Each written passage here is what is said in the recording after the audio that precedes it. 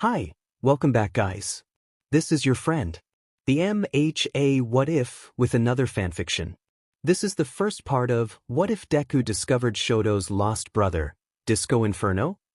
All credits for this video go to their respective authors, so please support the real author. Check out the link in the description for more details. Please give this video a like and subscribe to the channel if you want more videos like this. Now let's get into the fanfic. DiscoInferno opened a chat with Shoto Todoroki. DI, your sister is losing her sheet. Avoid the sheet show and pick up milk. DiscoInferno closed the chat. Shoto glared down at his cell phone as he gathered his things. A small part of him wished he could have responded, but, unfortunately, he had gotten the message in the Middle Japanese. Even if he could have responded, something told him that whoever sent it wouldn't exactly have wanted to chat. Still, the oddity of the message was confusing, to say the least. Todoroki? Is something wrong? Yaoyorozu asked, stopping beside his desk. HM? Oh, nothing. I just got a strange message, he said, standing and slinging his bag over his shoulder. Strange message? Maybe you should have Mr. Aizawa look at it, Yaoyorozu suggested as they stepped out of the classroom and started the hall. No, I don't think it's something he'd care about. Besides, it at least reminded me that we're out of milk at home. I'll need to stop at the store to pick some up, he said thoughtfully. Will you be alright heading home without me? While he wouldn't say he was necessarily friends with Yaoyorozu, they lived in about the same area, so they usually went home together. I could always go with you. I don't have much to do tonight, so it really wouldn't be a bother. Besides, you've piqued my curiosity, she said with a reassuring smile. What exactly did this message say? Shoto paused at his shoe locker, holding up the phone so she could see as he swapped his shoes. Huh, and you don't know anyone with that handle? Shoto shook his head, shutting his locker. No. Everyone in my immediate family only uses email to get in touch, and I have everyone from class added to my friend list. I see, and whoever this is has to be close to your family since they seem to know you're out of milk at home and supposedly about your sister freaking out. That last part, however, is only speculation at the moment, Yaoyorozu said, thoughtfully tapping a knuckle to her lip. Perhaps you should send them a message and see if they respond. Shoto blinked, stupidly. Why hadn't he thought of that? That would have been the logical thing to do, after all. Of course, I'll send them a message while we're on the subway then, he said, saving the stranger to his friend list. But first, milk, he said, tucking his phone away as they approached the local supermarket. They didn't spend too much time in the supermarket, though Yaoyorozu did insist on looking at some of the cakes from the bakery section.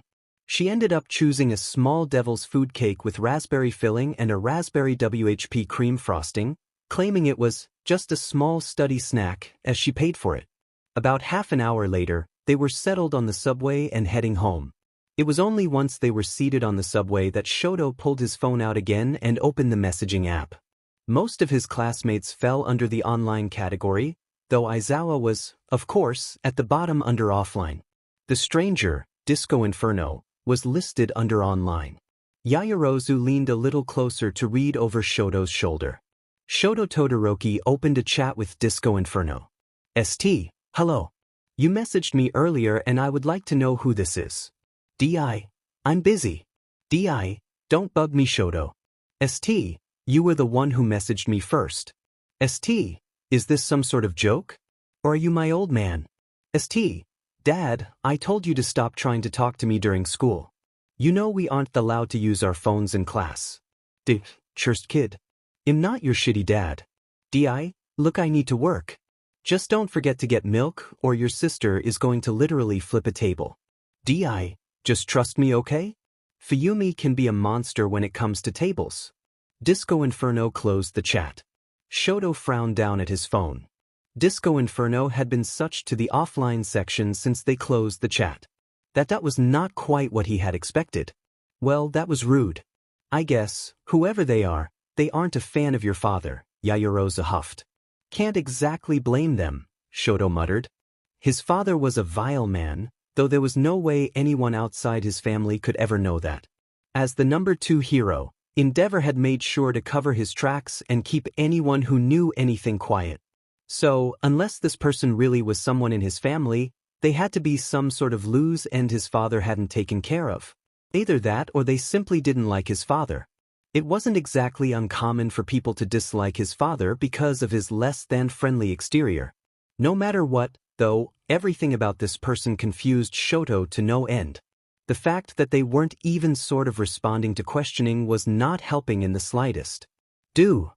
Yaoyorozu paused, seeming to consider her words carefully. Do you think they know about your family? He hadn't exactly told her much about how his home life, but, apparently, he didn't need to.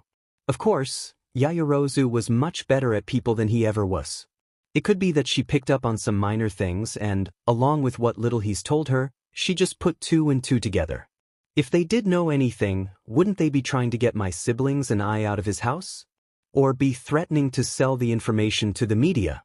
Or even trying to get more information from me? Asked Shoto, glancing up at the scrolling text above the subway doors. Come on. Our stop is next. He stood, making sure to grab his grocery bag before moving closer to the door. I suppose you're right, but still. It seems like they're really close to your family, or at least your sister, she pointed out, grabbing one of the overhead handles to keep herself steady as the subway pulled to a stop. I can ask Natsuo if one of his or Fuyumi's friends were over today.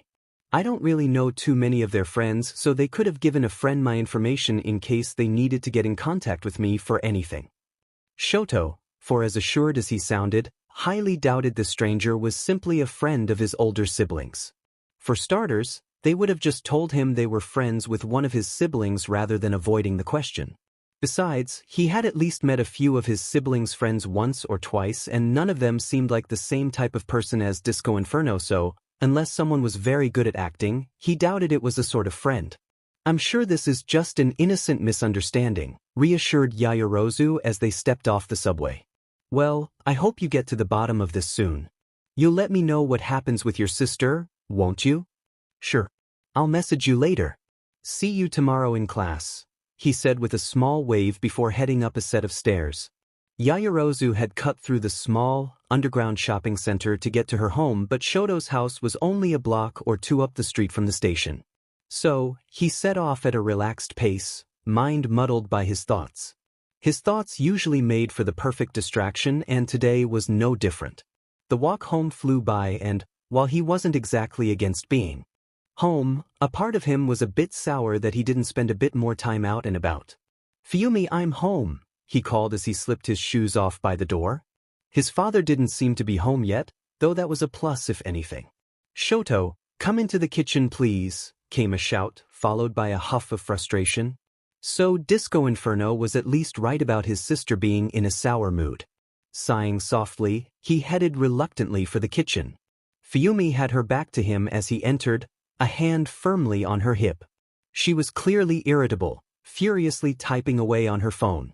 Opting for trying to not disturb whatever she was doing, he removed the milk from the plastic bag. Shoto, I know you are busy with school and I want you to focus on your studies, but I can't be the only one to— Oh. Fuyumi stopped as she whirled to face him. She had caught him opening the fridge to put away the milk. Blinking, he said, Yaoyorozu wanted to stop by a store, so I thought I'd pick up milk. Fuyumi let out a small sigh, shoulders drooping and a hand running through her hair. Stressful day? Something like that? Thank you, Sho, she said, her voice quickly losing the harshness it had moments ago. Why don't you sit down and start on your homework? If you need help with anything, feel free to ask. He nodded and sat down at the dining table and started setting out his homework. As he pulled a notebook from his bag, he asked, Hey, by the way, did you or Natsuo have anyone over today? HM? No, Natsuo and I just barely got back an hour or two ago, Fuyumi said, not looking at him as she started chopping up ingredients. But, did something happen? No, I was just wondering, he said, pulling out his phone. Shoto Todoroki opened a chat with Yaomomo. St. Fuyumi and Natsuo haven't had anyone over. St. Whoever DI is, though, they were right about Fuyumi being stressed out today. YM? Well, I'm sorry she's having a hard time, but I don't think them being right gives us any clue about their identity. St. I don't either. YM? Are you sure you don't want to tell Mr. Aizawa? I'm sure. He would probably consider this a waste of his time. C. Alright. I'm going to work on homework now. St. I'll let you know if anything else happens. Ym. Alright, and let me know if you need help with any of the homework. St. Will do. Shoto Todoroki closed the chat.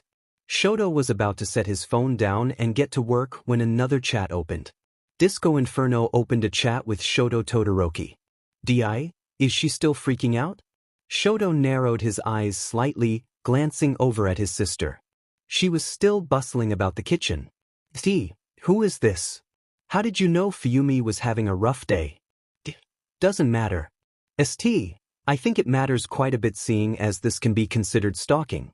I mean that's kinda what this is. What do you want?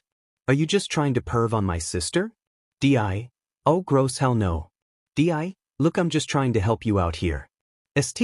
So you want something from me then? I mean I guess? Just never mind what I want right now. Do your homework kid. Make yourself look busy. The King Deech himself has returned the palace.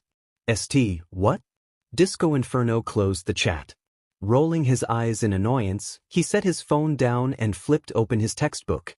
It was starting to frustrate him that all of his questions were either ignored or given some half-butted answer. Of course, there wasn't much he could do about, but it still would have been nice if their creep could just explain themselves like a normal person. I'm home, came a call from the entrance hall. Shoto's shoulders stiffened slightly and he bit the inside of his cheek. He started writing furiously, busying himself with his math homework as his father entered the kitchen. You're home early, Dad, said Fuyumi with a strained smile. Did you have a good day at work? Their father only hummed softly, sitting across the table from Shoto. Shoto, how was training? He asked. Shoto could have sworn he felt his father's eyes burning into his head. Still, he didn't look up and didn't pause in his work. Fine. Have you been practicing with your fire then? The kitchen fell still at the question. Even Fuyumi paused and eyed the two. No.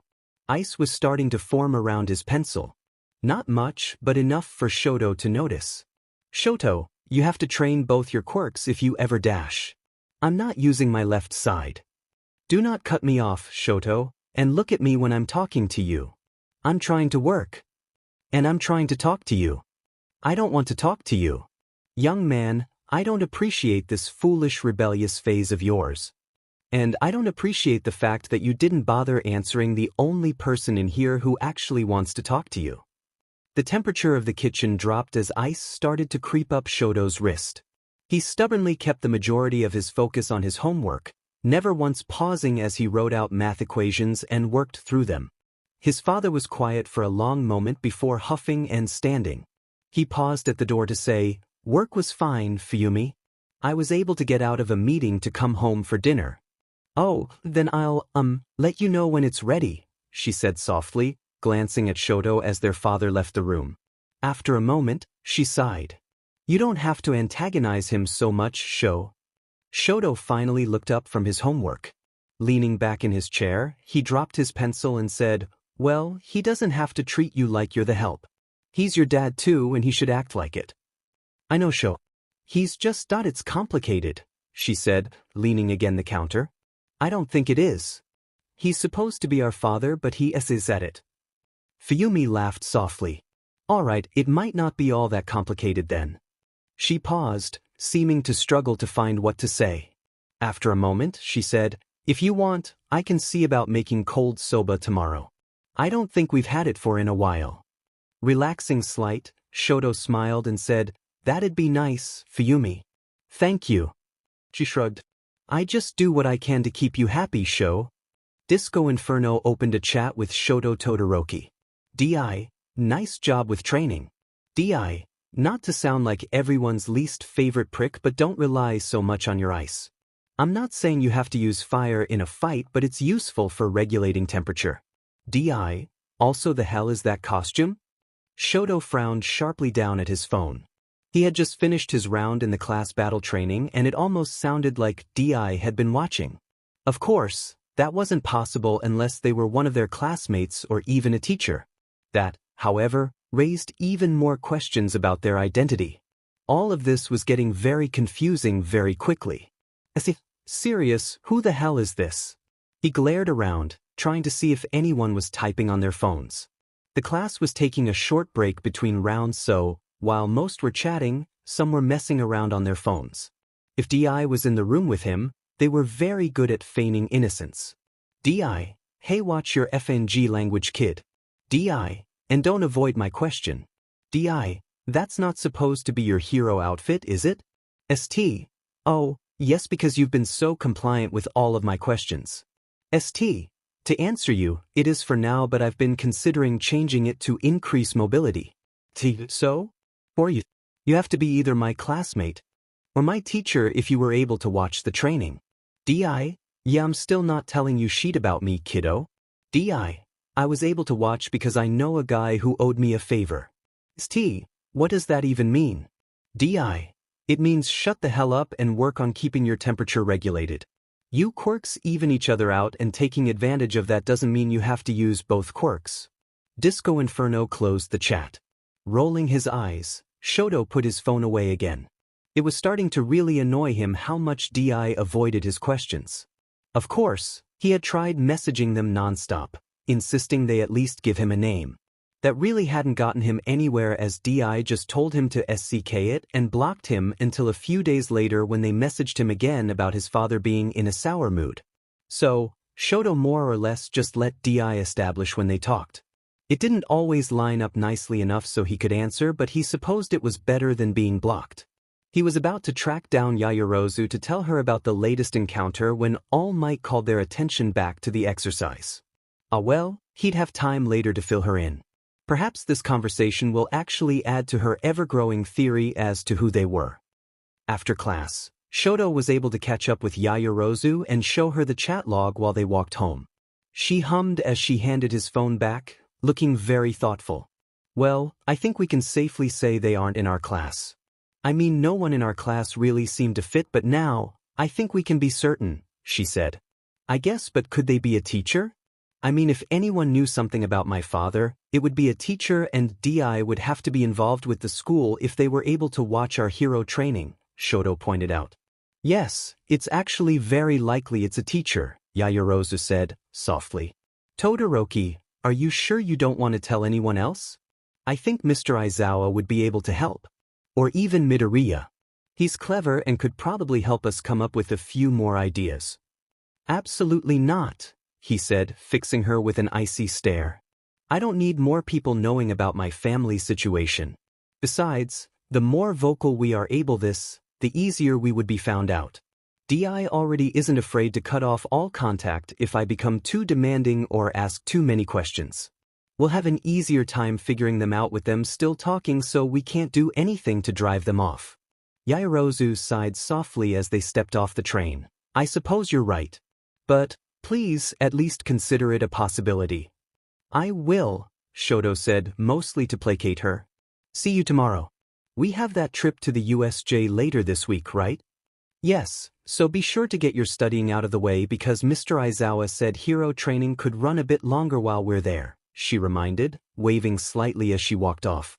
Shoto waved and turned head back to his own home. Much to his displeasure, his father's car was already parked outside the house when he arrived. Wonderful. He just loved having encounters with his father right after getting home before he had a chance to start on his homework to avoid him. Huffing, he trudged up to the front door and stepped inside. Slipping off his shoes and starting for the family room. If there was one place his father wouldn't be, it would, somewhat ironically, be the family room. And, sure enough, only Natsuo was seating on the floor at the wide coffee table in front of the TV. Shoto greeted his brother as he sat at the coffee table and started setting out his schoolwork. Dad told me to tell you to meet him in the gym, by the way, Natsuo said after Shoto got all set up. He paused a moment, eyeing his older brother. You're not going to make me go, are you? He asked, his tone very careful. His siblings knew how things usually went when Shoto had to meet their father in the home gym. Usually, it ended with a shouting match between the two and more than a couple burns and spots of frostbite. Fuyumi would have told him to go right away, figuring it better to comply. Natsuo, however, was usually more on board with defying their father. Usually. After a long moment, he said, Nah, You've already got your homework out and schoolwork comes first. If he comes looking, I'll tell him you have a project due or something. Shoto relaxed slightly and looked down at his work again. Thank you, 𝕬𝕤𝕐𝕐. Yeah, just stop mouthing off to him so much. I don't like the guy either, but that doesn't mean you have to go egging him on, 𝕬𝕤𝕐 said, leaning over and ruffling Shoto's hair. Not my fault he makes it too easy. Besides, Shoto cut himself off at the sound of stomping and shouting somewhere in the house. Ducking his head, Shoto engulfed himself in reading over his English assignment but couldn't totally bring himself to block out his father's yells. An incredibly unwelcome but all too familiar flare of fear bloomed in the pit of his stomach. 𝕬𝕤𝕐, have you seen Shoto? I thought I heard him come in, yelled their father, his loud steps growing closer. A moment later, the door to the family room was thrown open. Hummed 𝕬𝕤𝕐𝕐, looking up from pretending to be engrossed in his own assignments. Oh yeah, he got back a bit ago. He nodded over to Shoto, who only haphazardly waved to his father. He did not, however, look up at his father. The busier he looked, the more likely it was he'd be left to do his homework. I thought I told you to send him to the gym when he got home, said their father, glaring down at his two sons. Sorry, I didn't see him come in and he was already studying when I came back, 𝕬𝕤𝕐𝕐 shrugged, rubbing the back of his neck. Their father only frowned a little more before saying, No matter. We should have been training a while ago. I'm busy, Shoto said shortly. Shoto, I'm not putting up with your insolence today. His father's voice lowered as his temper and, subsequently, the temperature of the room began to rise. I have homework to get done. Homework you can do after training. I've already had training today. From actual teachers. Shoto, don't be sassy, 𝕬𝕤𝕐𝕐 cut in quickly. Dad, he does need to work on his English project. I did not ask you, 𝕬𝕤𝕐𝕐, snapped their father. He knelt and grasped Shoto around his upper left arm, dragging him to his feet. The more training you have, the better. Shoto tried to yank his arm free as his father dragged him out of the family room. Get off of me, he snapped, trying his best to pry his father's hand off of him with his free hand. Shoto hated this. He hated how little he could really do to defy his father. He hated how instinctively afraid he was. He was just so sick of it. Someday, you'll realize I'm doing this for your own good, his father growled, ignoring his son's struggling. Shoto grit his teeth, grabbing his father's wrist and freezing as much of his arm as he could before his father flared his flames to melt to ice again. Stop relying on ice and maybe you'll be able to get out of this, Shoto, his father snapped, shoving him into the home gym. Shoto stumbled forwards, catching himself with a pillar of ice. He whirled around quickly, instinct telling him to avoid having his back to his father. Enji shut and locked the door behind him, glaring down at his youngest son. Now then, he said as fire flared around his shoulder. Similarly, ice began to gather around Shoto's feet and coating some of the ground around him. Let's get started. DiscoInferno opened a chat with Shoto Todoroki. DI, you alright? DI, shit, he didn't F you up too bad, did he? Shoto glared at his phone, wincing slightly as he sat up. His ribs ached with new bruises but, for the most part, he was alright. Fuyumi had helped him clean up after the dreaded training was finally over, making sure he wasn't too hurt before making him eat, then sending him to lay down in his room. He was still said that he was even dragged into training with his father, but something else had started itching at him. This was the first time in a while he didn't even get a warning his father was home. Maybe he got too used to DI giving him heads up too quickly, but the warnings at least alerted him. Without the warnings, Shoto felt oddly exposed.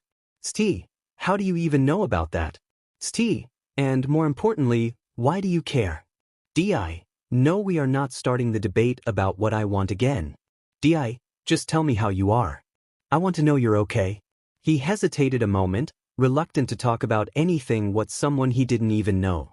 A small part of him, however, desperately wanted to tell DI. Here was a person who not only knew but was willing to actually talk about it. They weren't shying away or trying to justify any of his father's CRP. St, fine. I just had the CRP kicked out of me by my old man, so not exactly feeling great. St, Fuyumi and 𝕬𝕤𝕐𝕐 are very upset with father too, but I don't think either of them have said anything to him. Sheet, I'm sorry kid. You shouldn't have to put up with that sheet. St. It's fine. No it isn't and don't you dare say it is. Endeavor should be in jail for doing that CRP. Look just. Next time he starts to pull that sheet, get the F out of that house and message me. I can't make promises or anything like that, but just. I'll get you somewhere safe for a bit, alright? Shoto blinked down at his phone. He really didn't know how to react to this sort of thing. Sure, Natsuo and Fuyumi were also against their father's training, but they only really helped afterwards. The idea of someone helping him escape that CRP entirely, well, it was a very tempting thought. Fine. I'll message you when it happens again. Good. Now get some sleep, kiddo. Thanks. For listening and caring, Don't mention it, Shoto. Good night. DiscoInferno closed the chat. The trip to the USJ didn't exactly play out how everyone expected. Instead of training to help civilians in natural disasters, Shoto's class got first-hand experience with actual villains. Of course, they were all incredibly low-class villains, but they were aiming to kill nonetheless. Shoto and the rest of his class had just returned to UA with many of the school's teachers. The students' parents had all been contacted during the bus ride back to the school, and some parents were already waiting outside the school gates. Due to the sheer scale of the attack and the state their homeroom teacher had been in, the principal had determined it was best they ended class a bit early. Unfortunately, Shoto's father was one of the parents already waiting outside the gate. He stood impatiently next to a sleek company car, fully decked out in his hero gear. Of course, the school just had to call him and not Fuyumi or Natsuo. Just his luck. Sighing softly, he stood and shuffled off the bus along with the rest of his class, sticking close to Yaoyorozu and Jiro. Though parents were waving to their kids, the class kept together and waited for the teachers to finish their impromptu debate. Finally, Present Mike turned to the more or less lined-up parents and announced, "All right, listeners, here's what's going to happen. To ensure security, we are going to need each of you to sign your kiddos out with me. I'll try to keep this quick and painless, but you have to sign them out. Otherwise, the police will be called and your child will be assumed missing." Some parents grumbled in annoyance, Shoto's father included, but they all lined up to sign out their children. Most parents were embracing their children. Midoriya's mother flung herself onto her son, sobbing into his shoulder. Shoto had no such welcome.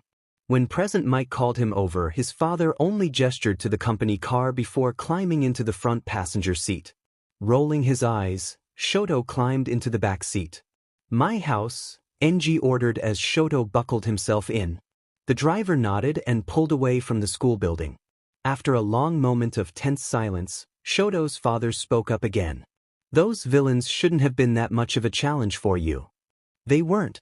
Just a bunch of thugs," Shoto said, resting his cheek in his hand as he looked out the window. "The only ones who were a problem were the ones Aizawa and All Might fought. And that portal villain."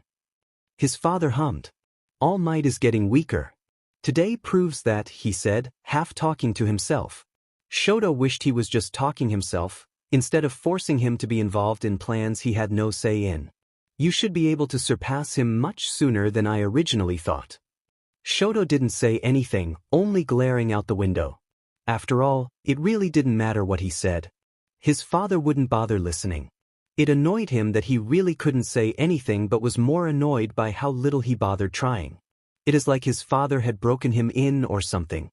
Another long stretch of silence passed before his father said, "Are you all right, Shoto? Are you asking because you care or because you don't know what else to say?" Shoto snapped.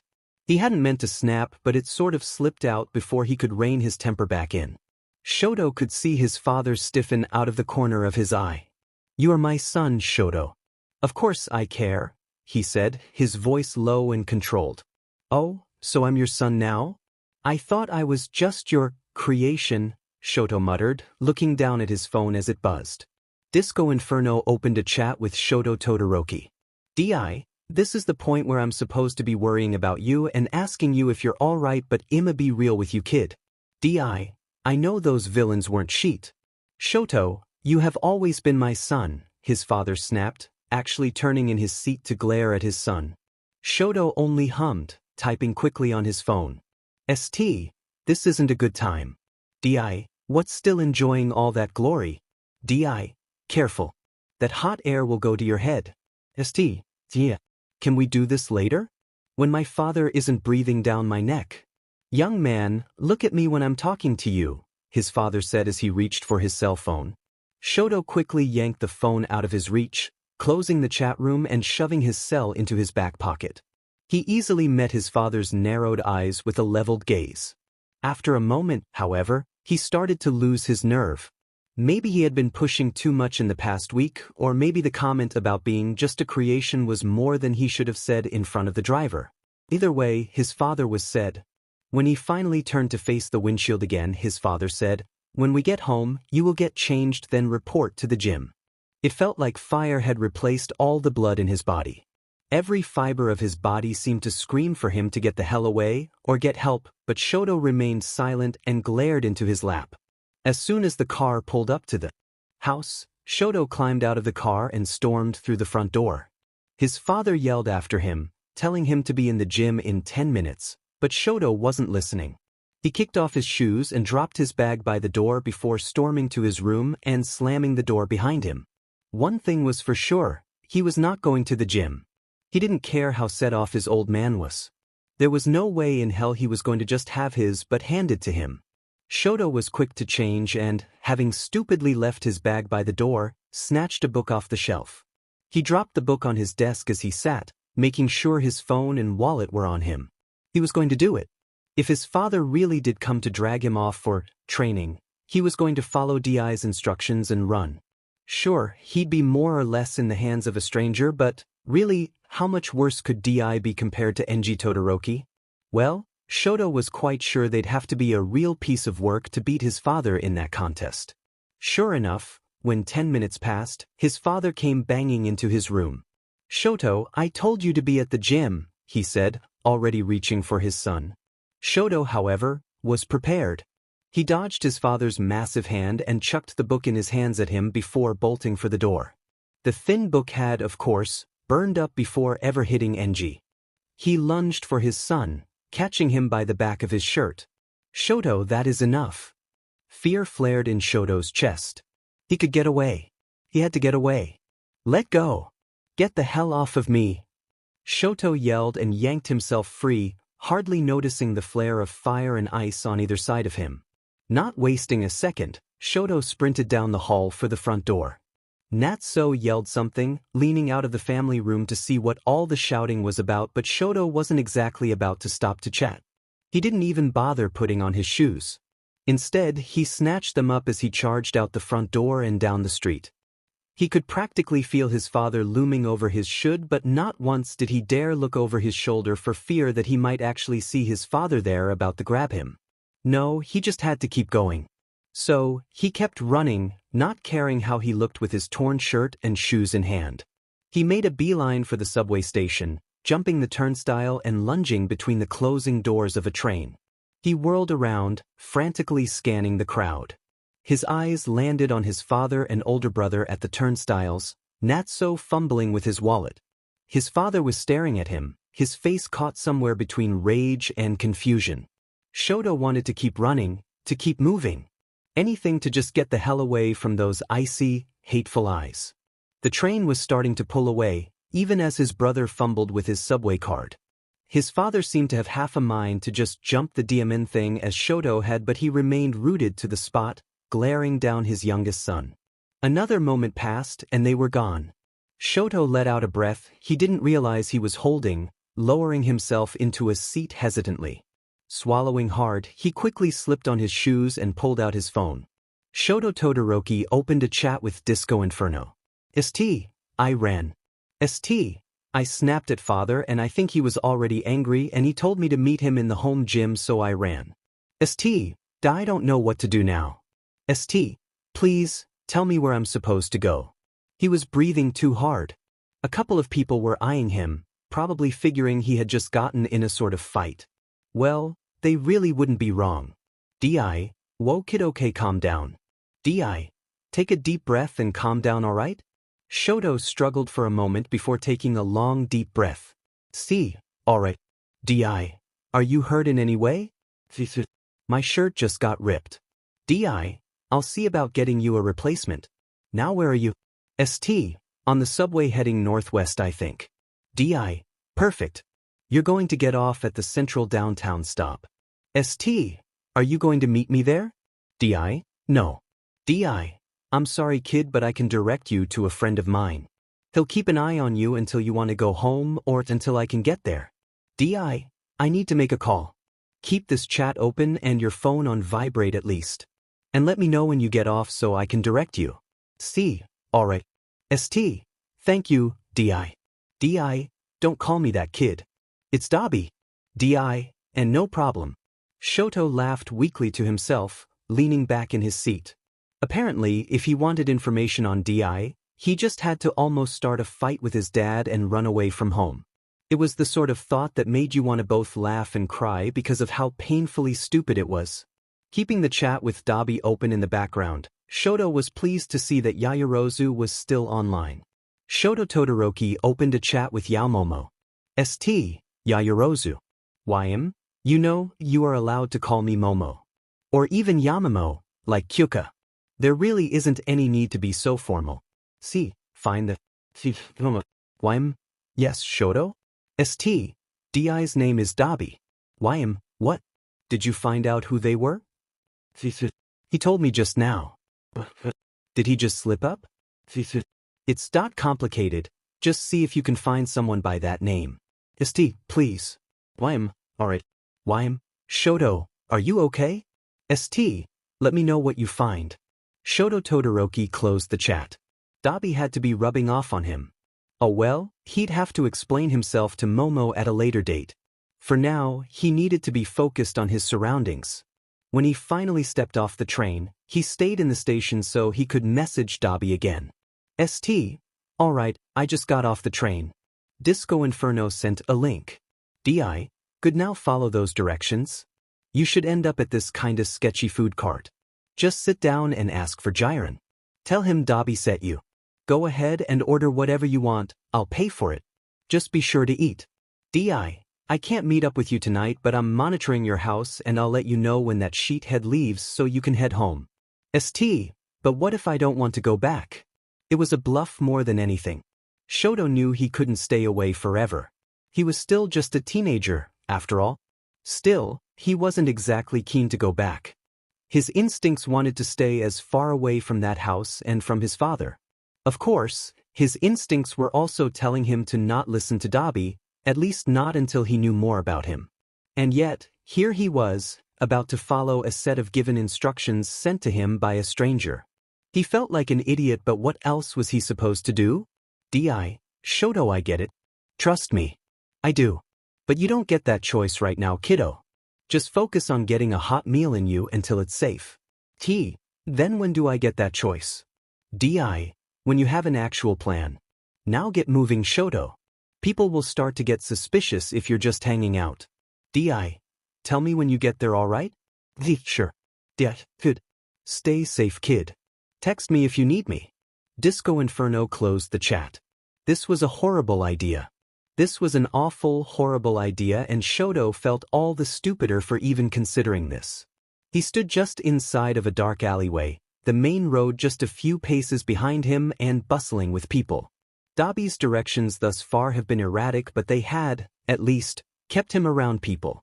Now, however, the directions were instructing him down what could have easily been the shadiest alley in the city. Broken bottles and cigarette butts were scattered amongst overflowing garbage cans and stains that looked suspiciously like dried blood. Just where the hell was Dobby trying to lead him to?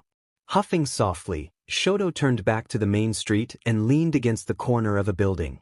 This was a stupid idea. Shaking his head, he closed the directions on his phone and pulled up the still open chat room.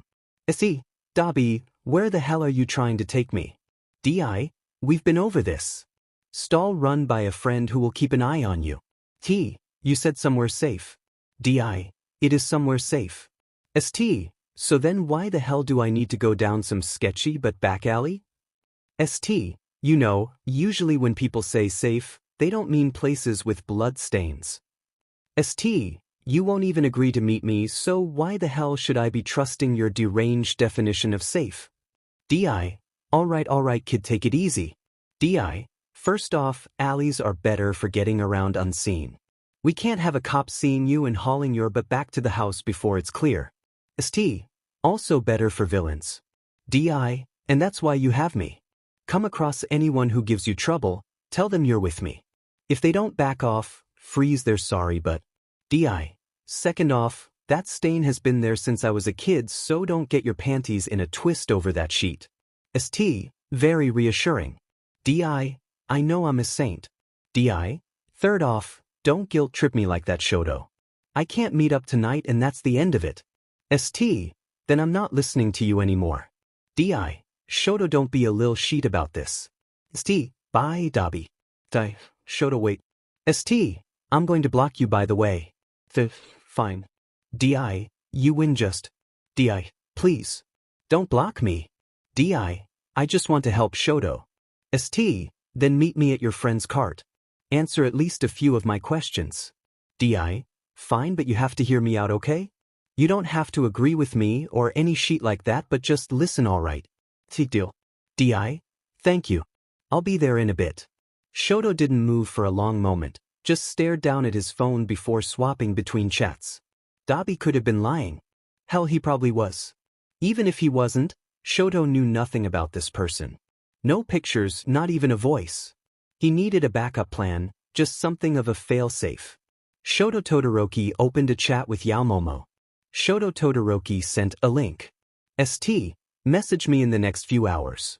If I don't answer, call the police and tell them to check this location first. St. I promise I'll explain everything tomorrow, Momo. Shoto Todoroki closed the chat. It wasn't exactly much, but it would have to do. Knowing Momo, she'd have a heart attack from a message like that, but he'd have to apologize for that later. If he didn't get killed or kidnapped by villains or something like that. Switching his phone to silent, he turned and started down the alleyway. The route Dobby had charted for him was a twisted mess, but, sure enough, he found himself in front of a shabby-looking food cart. By the looks of it, the seats were empty, but there was still a very pleasant aroma coming from the cart. Glancing around suspiciously, he pushed the short curtain out of the way as he approached. Behind the counter was a smirking, gray-haired man in a plain white button-down and glasses. He raised an eyebrow at Shoto, taking a drag off his cigarette. As he exhaled a puff of smoke, he asked, "Aren't you a bit young to be out on your own?" Shoto narrowed his eyes, not moving to sit or to back away. "You're 𝔼𝕠𝕠𝕠 then?" he asked. "Last time I checked," he said smoothly, tilting his head slightly. "Who's asking?" "Dobby sent me." "I'm supposed to meet him here," said Shoto, still not moving. Something about this man felt wrong. Maybe he was just paranoid, but something about his gaze made Shoto feel like he was being scrutinized for something.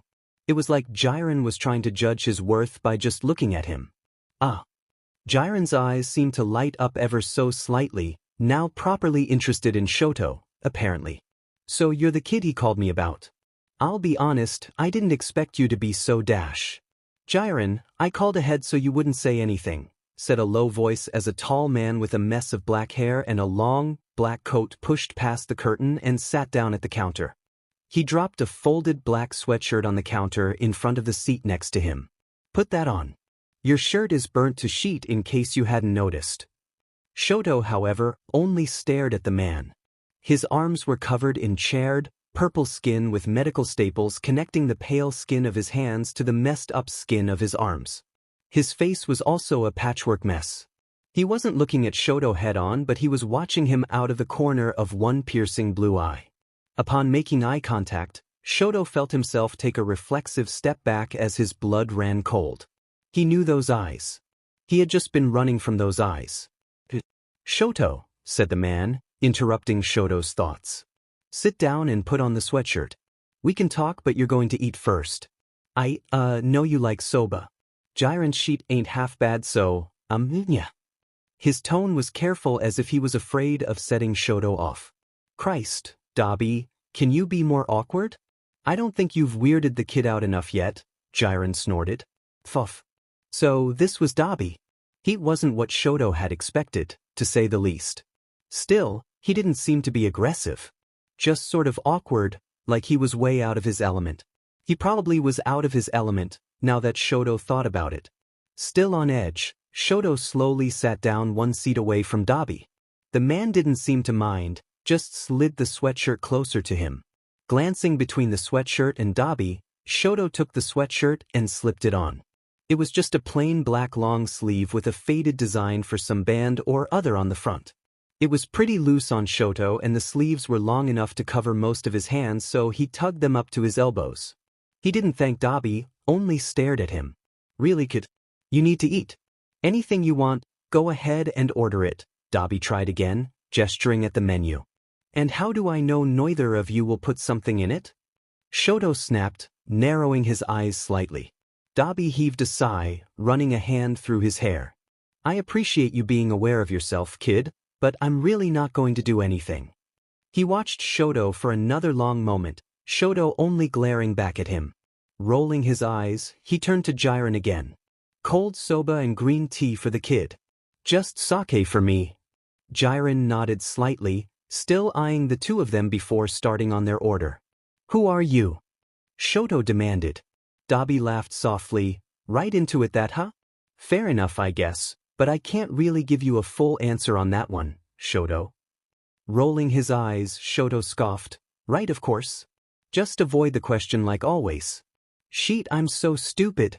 You know, I can't believe I actually thought you were going to dash. Shoto, are you going to beach or are you going to let me talk? Dobby snapped, staring him down with a cold stare. Shoto camped his mouth shut, stiffening under his gaze. Good.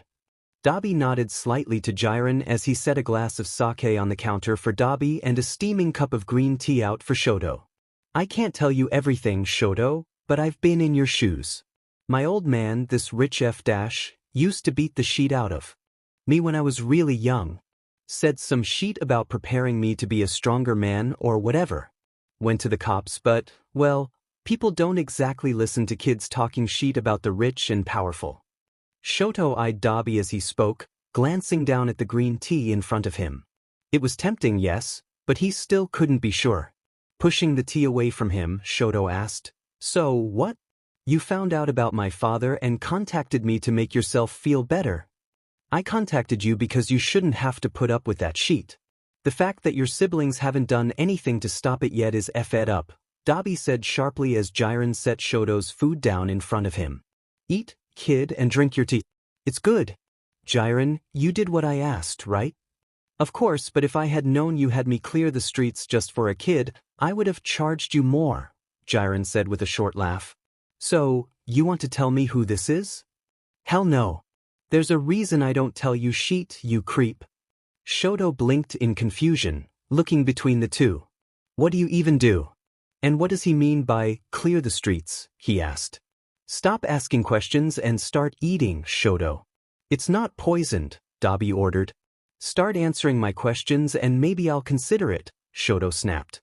𝕼𝕠𝕠𝕠 chuckled. Kid's got some bite. Don't you have something better to do? Dobby snapped, glaring at the gray-haired man. 𝕼𝕠𝕠𝕠 only shrugged slightly, before casually starting to clean a couple of dishes. Relaxing slightly, Dobby took a swig of his sake. Shoto, what I do isn't exactly pleasant. So, you're a villain. I prefer highly unpopular vigilante. You aren't denying it, though. Dobby paused, downing the rest of his drink before turning to Shoto. I'm not going to lie to you, kid. I'm not a good person. But I'm also not going to leave you alone in Endeavor's care, if you can call it that. How do you even know about that? Actually, how do you even know about anything? I mean, I know you've been stalking me, but how were you able to watch me at school? Smirking ever so slightly, Dobby leaned over and pushed the platter a bit closer to Shoto. Start eating and maybe I'll consider answering you. Shoto glared at him for a long moment, trying to figure this man out. The oddly familiar icy blue eyes only stared back at him, revealing nothing but still seeming encouraging. Finally, Shoto scooped up the set of chopsticks and began to eat. He stayed alert for any suspicious saltiness but found his food to be rather well seasoned. Well, if he was being roofied, it was certainly delicious. Nodding in satisfaction, Dobby said, I told you before. I have a contact in UA who owed me a favor. I just asked to be informed whenever you had more intense hero lessons. They, however, were the ones to willingly patch me through to the feed. And before you ask, no. They didn't leak the information about the USJCRP earlier today. They may have let me through because of some old debts, but they would never even consider getting a bunch of kids killed. How do you know that for sure? Shoto asked between bites. Trust me. If you knew them, you'd know I'm right. As for what goes on in that house, well, that's a bit more complicated. Dobby paused, seeming to be choosing his words very carefully. Since finding out about Endeavor's less than ideal parenting style, I had a friend of mine hack the security system, just to keep an eye on things. Mostly, it lets me know who's home and that's about all I need. Creepy, but how did you find out? My old man went through a lot of hoops to keep things covered up. I think he even faked my oldest brother's death to keep it from getting out that 𝕗𝕣𝕠𝕠𝕪 was abused. I was really young but, well, they never really found a body so, Shoto said with a shrug, raising an eyebrow slightly as Dobby tensed slightly. The man's hand twitched and Shoto felt the temperature of the air spike slightly. It wasn't quite common knowledge that Shoto even had a brother named 𝕗𝕠𝕠𝕠𝕪, but if someone were to search hard enough, he'd be there.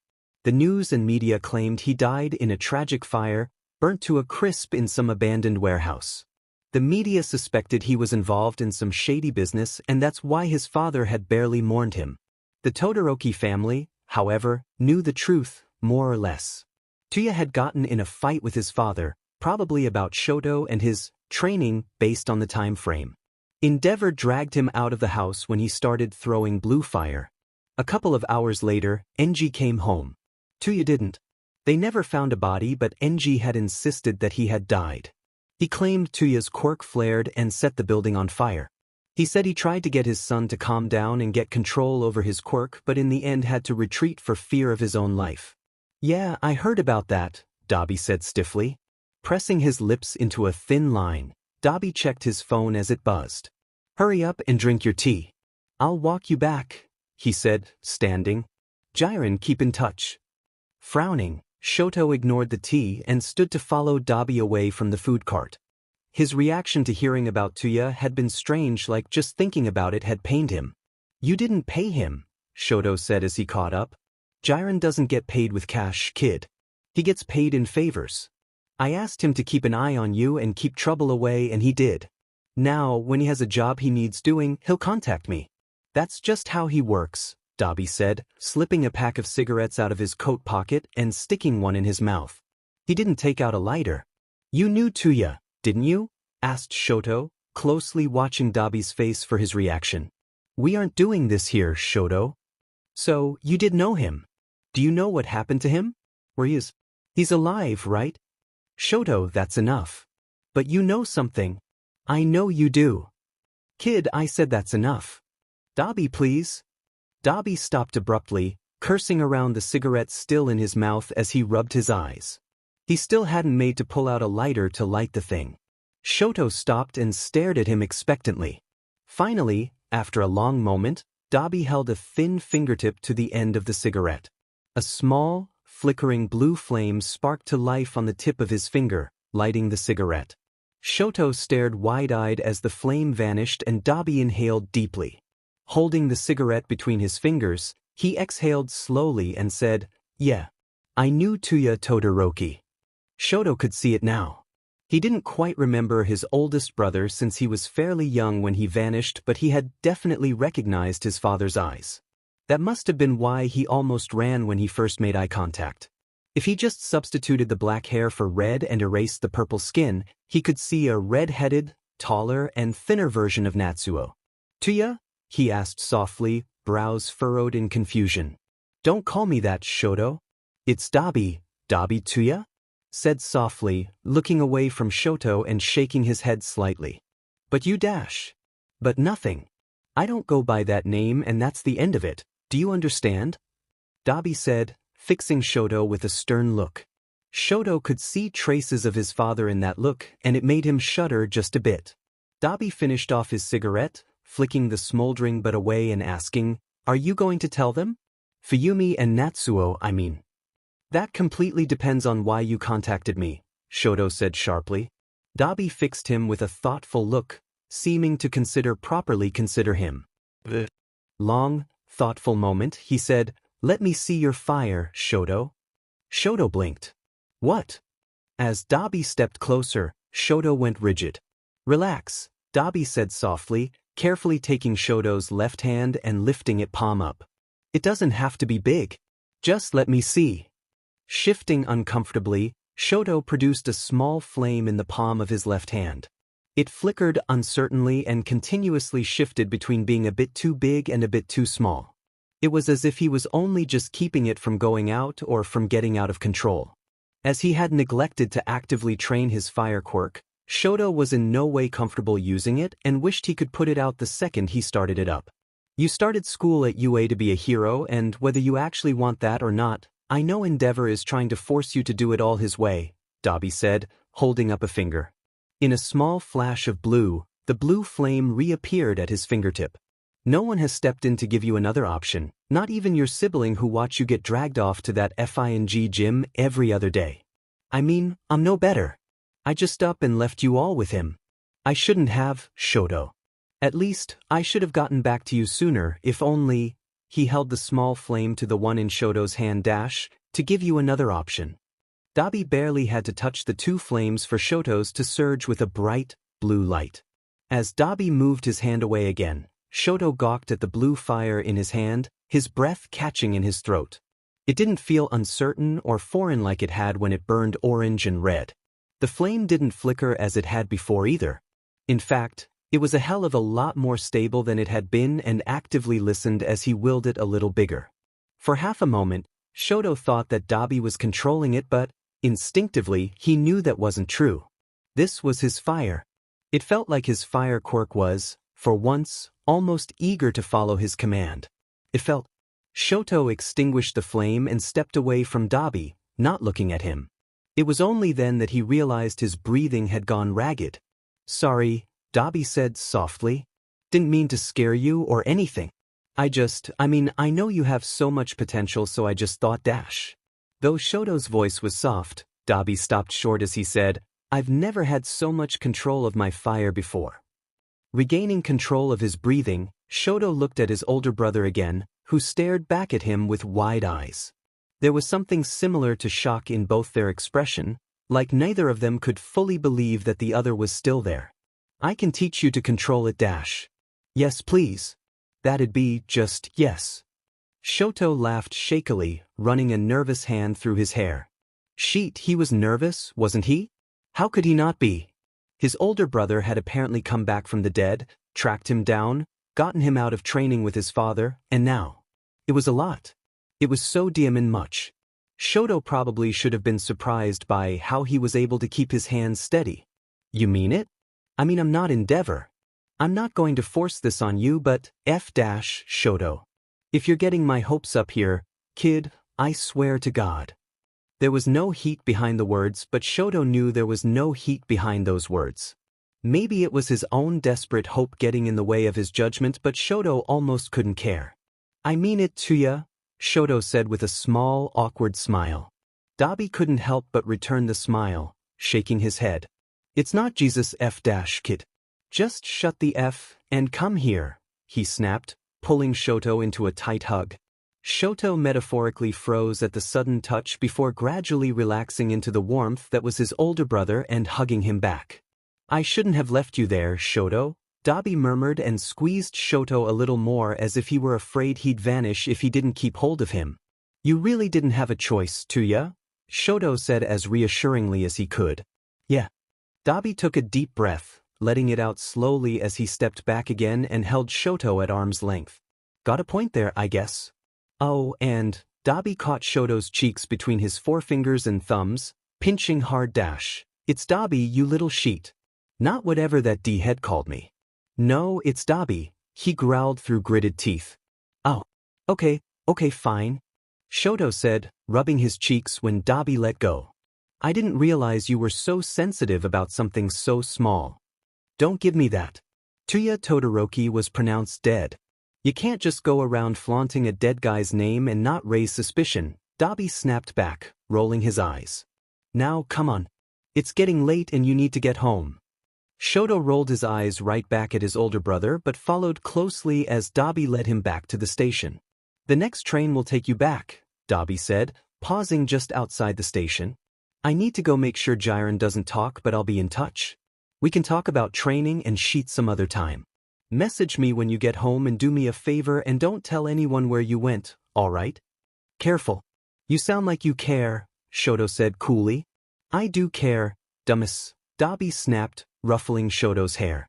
Now, get going already and be safe. A small part of Shoto wanted to refuse, wanted to insist on staying with his older brother.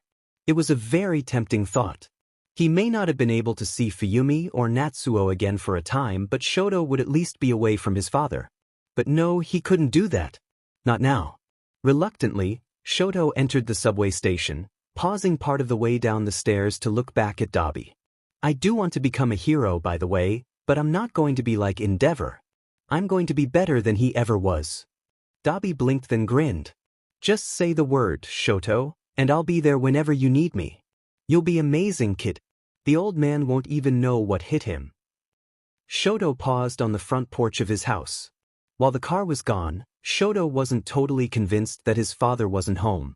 What was he going to do if he was in there? How would his old man even react upon seeing Shoto again? What if he was home and was waiting for Shoto to return so he could corner him and attack? Or would he just throw Shoto right back out on the streets?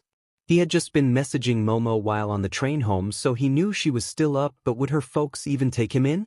Oh, who was he kidding? Of course, they'd take him in. Still, that'd have to be plan B. Swallowing hard, Shoto opened the door as quietly as he could. Stepping inside, Shoto paused to listen for any voices. Hearing nothing, he shut the door again and slipped off his shoes. Moving as silently as he could, he started down the hallway towards his room. The sight of the scorch marks along the walls and ceiling made guilt claw at his stomach. He'd have to help Fuyumi clean those up when he got back from school. He really hadn't meant to lose control when he fled the house, but there wasn't much he could do about that now. As he crept past the family room, the door was thrown open, making Shoto freeze in his tracks. Fuyumi stood there, tears in her eyes as she fixed Shoto with a stern, motherly look. Shoto Todoroki, she said, her voice trembling, where in the world have you been? Shoto couldn't help but wince slightly. I was with a friend from school, he said uncertainly. And you didn't think to call either of us? Natsuo demanded as he appeared just behind Fuyumi. Shoto's mouth had gone very dry. He had switched his phone to do not disturb so. He wouldn't get any calls or emails unless he had allowed them through, like he had the messages from Dobby. I thought you'd tell him where I was, he said, looking away from his siblings. Is that why you ran? Because Dad was trying to get you to train again? Shoto, you know he just wants you to be the best you can be, Fuyumi said, cupping Shoto's cheek and trying to get him to look at her. Can't you just try to get along with him, Sho? Frowning, Shoto pulled away from his sister's touch. He didn't just want to train, Fuyumi. It's almost never just training and you know that, he snapped. What are you talking about? It's just training, Fuyumi said weakly. Shoto loved his sister, he really did, but, in that moment, he hated her for having the gall to lie to herself about what Endeavor really did to his youngest son. Looking at his sister, Shoto opened his mouth to speak but stopped short. Her cheek. It was bright red and looked like it was starting to swell. Fuyumi, Natsuo started to say before Shoto cut him off. He hit you, Shoto said softly, stepping closer to Fuyumi. That bastard hit you, didn't he? Fuyumi was crying as she took her youngest brother's hand, squeezing it tightly in her own. Shoto, please. He loves us, he does. It's just complicated, she said, her voice ebbing more and more on desperation. Fuyumi, go sit down, Natsuo said softly, taking her by her shoulders and directing her back into the family room as she started to protest. I'll talk to him, Yumi, it's okay. When she did reluctantly disappear into the family room, Natsuo shut the door and turned to Shoto again. What happened after I left? Shoto demanded. Crossing his arms, Natsuo let out a long sigh. After you got on the subway, Dad demanded to know where you'd be going. I said I didn't know, but I don't think he believed me. We came back to the house and he started yelling at Fuyumi, trying to get her to tell him where you went. Course, she didn't know either, but he was already so set off and worked up, He paused, squeezing his eyes shut and furrowing his brow at the painful thought dash, and then he left. I think he's staying at his office tonight. Either that, or he's out looking for you, Natsuo said, looking down at Shoto again. Shoto, why did you run? Why didn't you just call for me or Fuyumi? We could have helped. Shoto was silent as he stared at his brother, understanding dawning on him. Natsuo would have had him endured the training, and while he would have helped patch Shoto up, Natsuo would not have done much to stop it. He thought Shoto was crazy for running, crazy for getting out of having to live through another round of torture in his own personal hell. You don't help whenever you watch him drag me to the gym, he said coldly. Hurt flashed in Natsuo's eyes and he lowered his head, habitually rubbing the back of his neck. Finally he said, Go to bed, Shoto. Shoto Todoroki opened a chat with DiscoInferno. St. The sports festival is in 2 weeks. St. Think you can teach me how to control my fire by then? St. Also, can I please ask about the screen name? St. It sounds ridiculous. Di. Okay, 1F off Shoto Todoroki. At least my screen name is even a little creative. St. What else was I supposed to use? Di. A friend of mine picked it out. Supposed to be a Latin phrase or something. Di, and ask your girlfriend. I'm sure she'd come up with something cute or whatever. St. Girlfriend? Di, that ray of sunshine with the ponytail. Dobby, I'm gay. St. And I'm pretty sure Momo is dating J.𝕖, so I don't think she'd really be interested. St. She is a very good friend, though, so I'll talk to her about coming up with a better screen name, I guess. St. Anyway, did you have a second point? St. You can count to 2, yes? St. Dobby? St. Did I say something? No, just. Di. Jesus FNG Christ Shoto. St. What? Di. Is Blue Fire going to be a gay squad thing now? Is that the new icon of the week? Could be. I say we make it a thing. Di. I can see it now. The pride flag rising from flaming pits of Abu Hell's cape, scaring the sheet out of homophobes everywhere. St. We should make that the Todoroki family crest. Di. Hell yeah. Di. Anyway, back on track. Sports festival. St. Right? Di. First you gotta figure out how to summon the sheet yourself. I can't be there to just give it to you. Alright. How do I do that?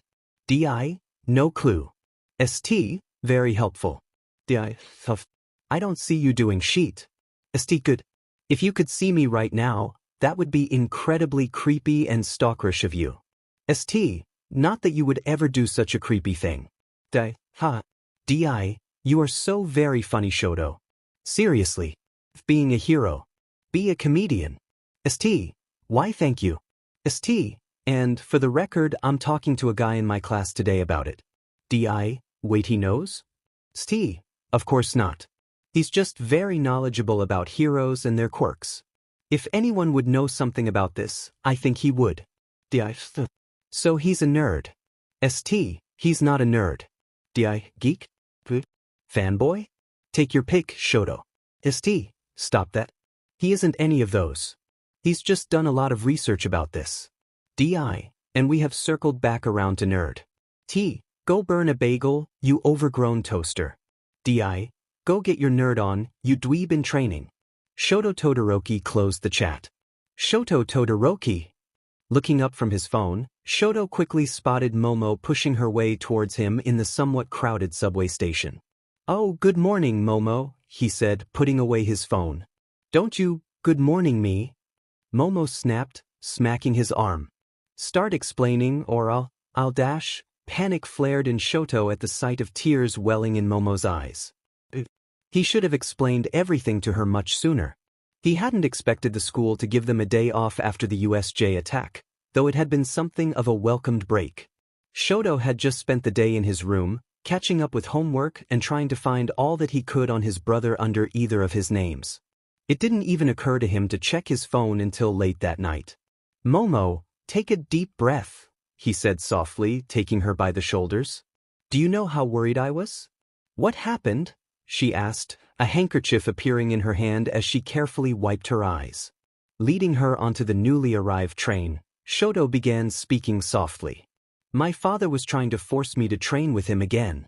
I may have snapped at him on the drive home after the USJ attack, but I think he would have made me even if I hadn't. Anyway, the last time it happened, I told Dobby and he told me to run and get out of the house if my father tried to make me do it again. So I dash. Wait a moment, I don't understand. What's wrong with training with your father? I mean, I know he isn't the kindest person, but am I missing something?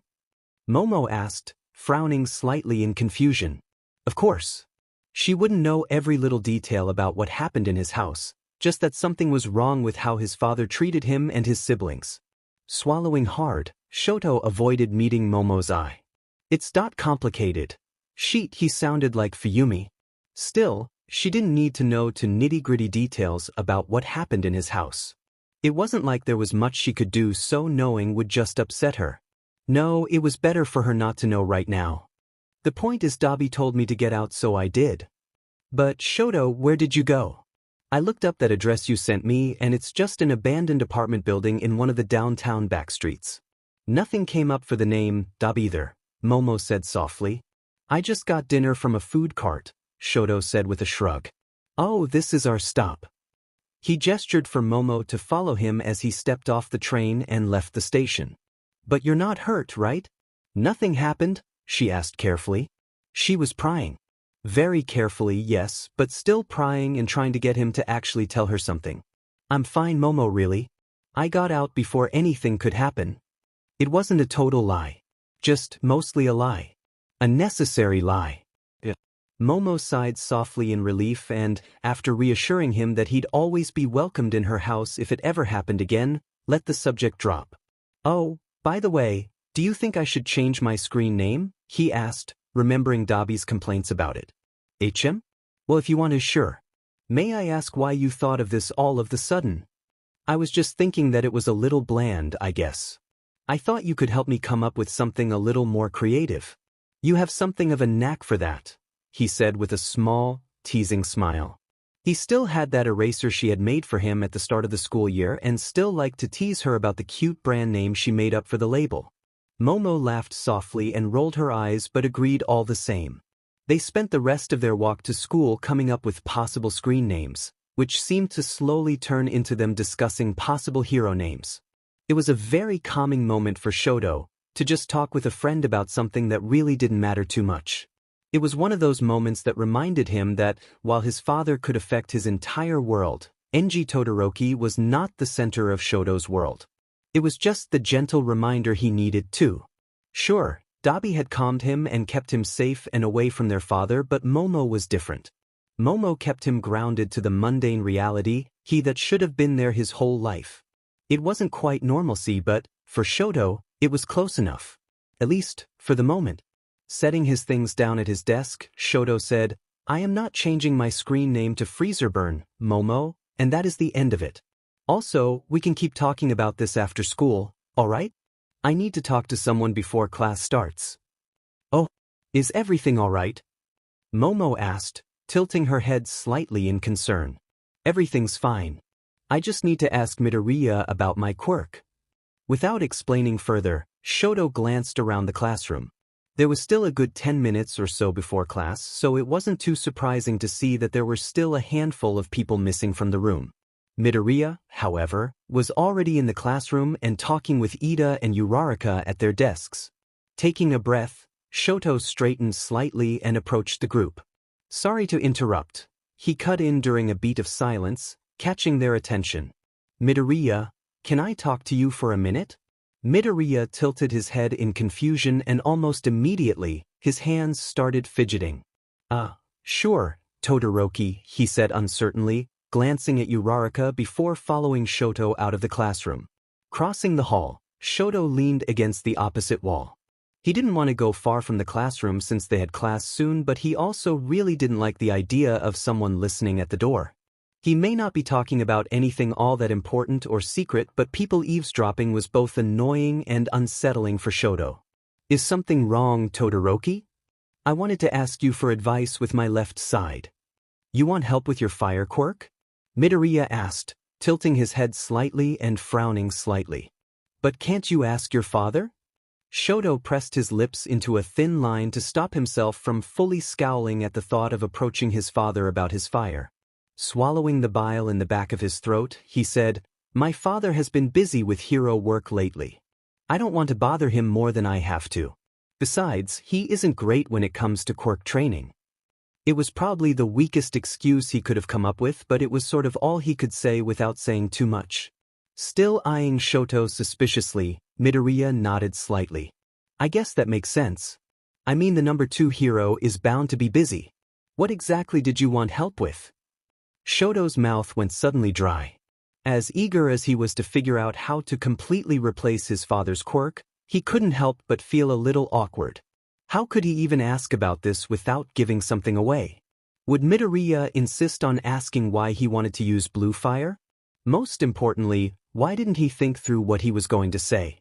"It's a bit strange, but do you know of any way I can get my fire to burn blue?" Shoto said, opting to look at Midoriya's freckled cheeks rather than directly meet his eye. "Blue? Well," Midoriya hummed softly, lifting a knuckle to his chin as he thought for a long moment.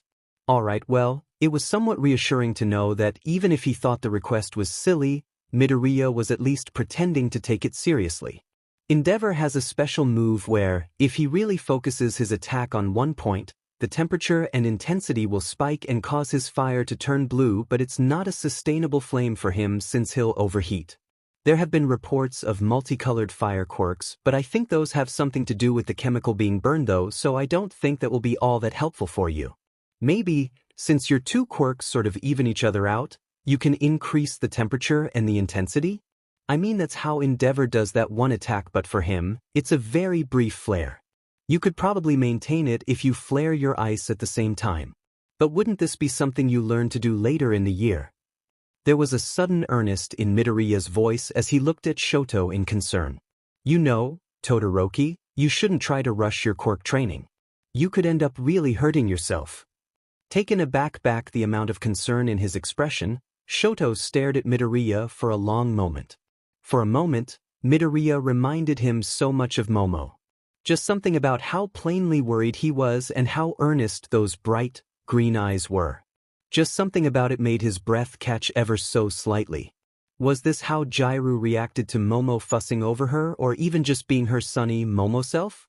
Unable to fight off the growing smirk on his face, Shoto turned away from the fluffy-haired boy to hide his face. "I appreciate your concern, but it's unnecessary." "Thank you for your help, Midoriya," he said as opened the door to the classroom again and stepped inside, leaving the freckled boy to stare after him in the hallway. Shoto arrived home to find a note from Fuyumi informing him that she and Natsuo weren't going to be home until early the next morning. A sticky note was stuck to the lower half of Fuyumi's, clearly from his father based on handwriting. Apparently, he was staying at his office again, not that Shoto was complaining. The longer that BSTRD was away from him, the better. Getting his homework over with, Shoto finished quick and changed into some workout gear. Steeling himself, he headed for the home gym. It wasn't something he would ever even consider doing had anyone else been home. If his father saw him going to the workout room, he would immediately assume he was finally accepting his purpose as Enji's petty tool. If Fuyumi knew, Enji would probably know within the day and Shoto would be in the same position. Natsuo probably wouldn't say anything to their father, but he wouldn't be above making some comment about it. No, it was something he could only do when he was home alone, and even then. Shoto paused with his hand reached out for the door. So much had happened just past the door in front of him. He had long since lost count of how many times he had been dragged in here and forced to work his body far beyond his limit, whether it be with the weight sets or workout gear in the room or from overusing one of his quirks. He remembered first seeing his father hit his mother in this room, though he had been well aware that he did so. The most vivid thing in his mind, however, was the sheer amount of heat that always seemed to fill the room. He knew it was just the fact that his father was always in there with him and always insisted on maintaining his stupid fire facial hair. But still, the gym had always felt so incredibly suffocating and hot, and he just couldn't do it. Shoto slowly released the breath he hadn't realized he was holding, a small puff of chilly air fogging from his mouth. Now that he was aware of it, there was ice starting to form around his right foot and the air felt cold. Yeah, that was a hard no on the gym. Sighing softly, he turned away from the gym and instead headed outside to the small courtyard behind his house. His father would use it every now and then for training but never forced Shoto to train with him outside. Probably because he knew someone would see. Still, it would work just fine for what Shoto wanted to try. Deciding that starting small would probably be for the best, Shoto sat down in the center of the courtyard. Trying to relax, he held out his hand and a flickering flame appeared in his palm. Stiffening slightly, Shoto frowned sharply at the orange flame. Again, it flickered uncertainly and continuously flared and faded in his hand. It felt incredibly wrong, like it wasn't his fire but, instead, something that he was just barely containing. Gritting his teeth, Shoto forced the small bubble panic that had begun to form in his chest. He had to focus. He needed to keep the flame the same size but raise the heat. Placing his right hand on his left wrist, just in case, Shoto steadied his breathing and focusing on the flame. As much as he tried, however, the flame only tried to grow in size rather than raise in temperature. "You're not gonna get anywhere like that, kiddo." Shoto jumped at the sudden voice, leaping to his feet and whirling around as a sheet of ice formed on the ground around him. Dobby stood on the porch of the house, casual as can be.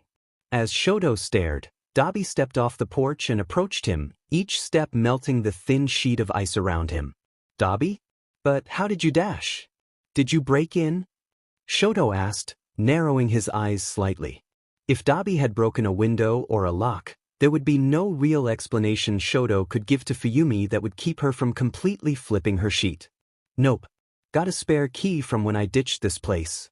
I thought the old son of a beach would change the locks, but I guess he never thought I'd never show back up," he said with a shrug. "All right, and why are you here exactly?"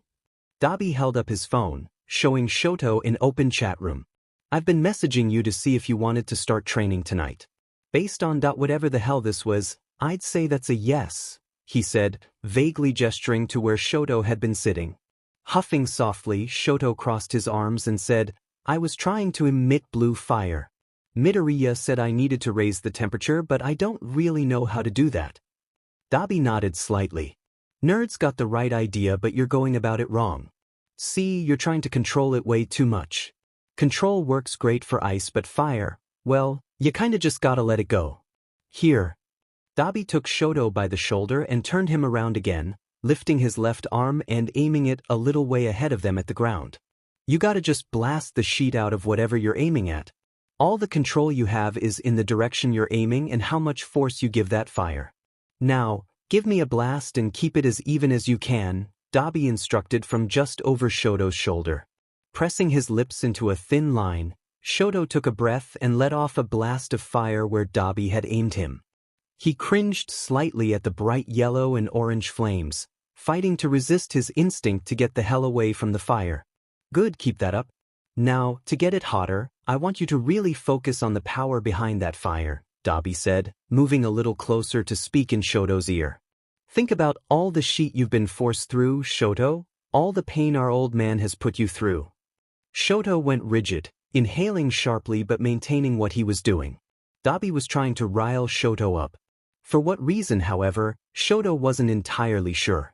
Was being set off the secret to a hotter flame? It couldn't be that simple.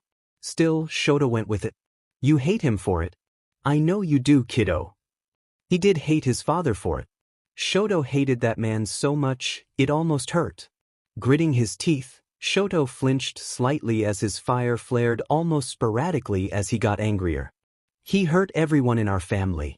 Mom, Fuyumi, Natsuo, he kicked them all to the curb first chance he got because they weren't useful enough for him."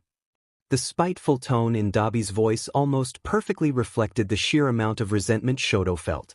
He remembered watching Enji hit his mom and drag her out of the gym by her hair as she sobbed.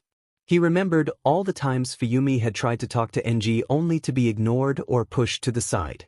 He remembered Enji telling Natsuo he was a waste of space and time. It all said Shoto the F off. "Now, show me how much you hate him." Shoto didn't need to be told twice. It felt like he had been holding a ticking time bomb in his chest, and it was all suddenly exploding out from his hand and arm. As bright blue fire shot from his arm and scorched the concrete, the searing heat washed over him, making him flinch away and squeeze his eyes shut. Remembering to use his right side to even out his own temperature, Shoto opened his eyes again and gasped. Waves of bright yellow and orange flames filled his vision. Overwhelming heat threatened to yank his temperature up again, and the light from the fire stung his eyes. Smoke and soot clawed its way into his mouth and nose, stinging his lungs and trying to suffocate him. Even worse, the flames were clawing its way up his arm and starting to burn his shirt. It was too much, there was too much fire.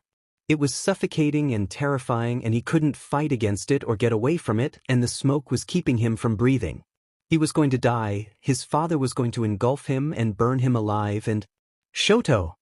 The sudden shout made Shoto jump, and, all at once, the fire vanished. Gasping for breath, Shoto was roughly turned around by his shoulders. Shoto, breath. Just focus on breathing. Everything is all right.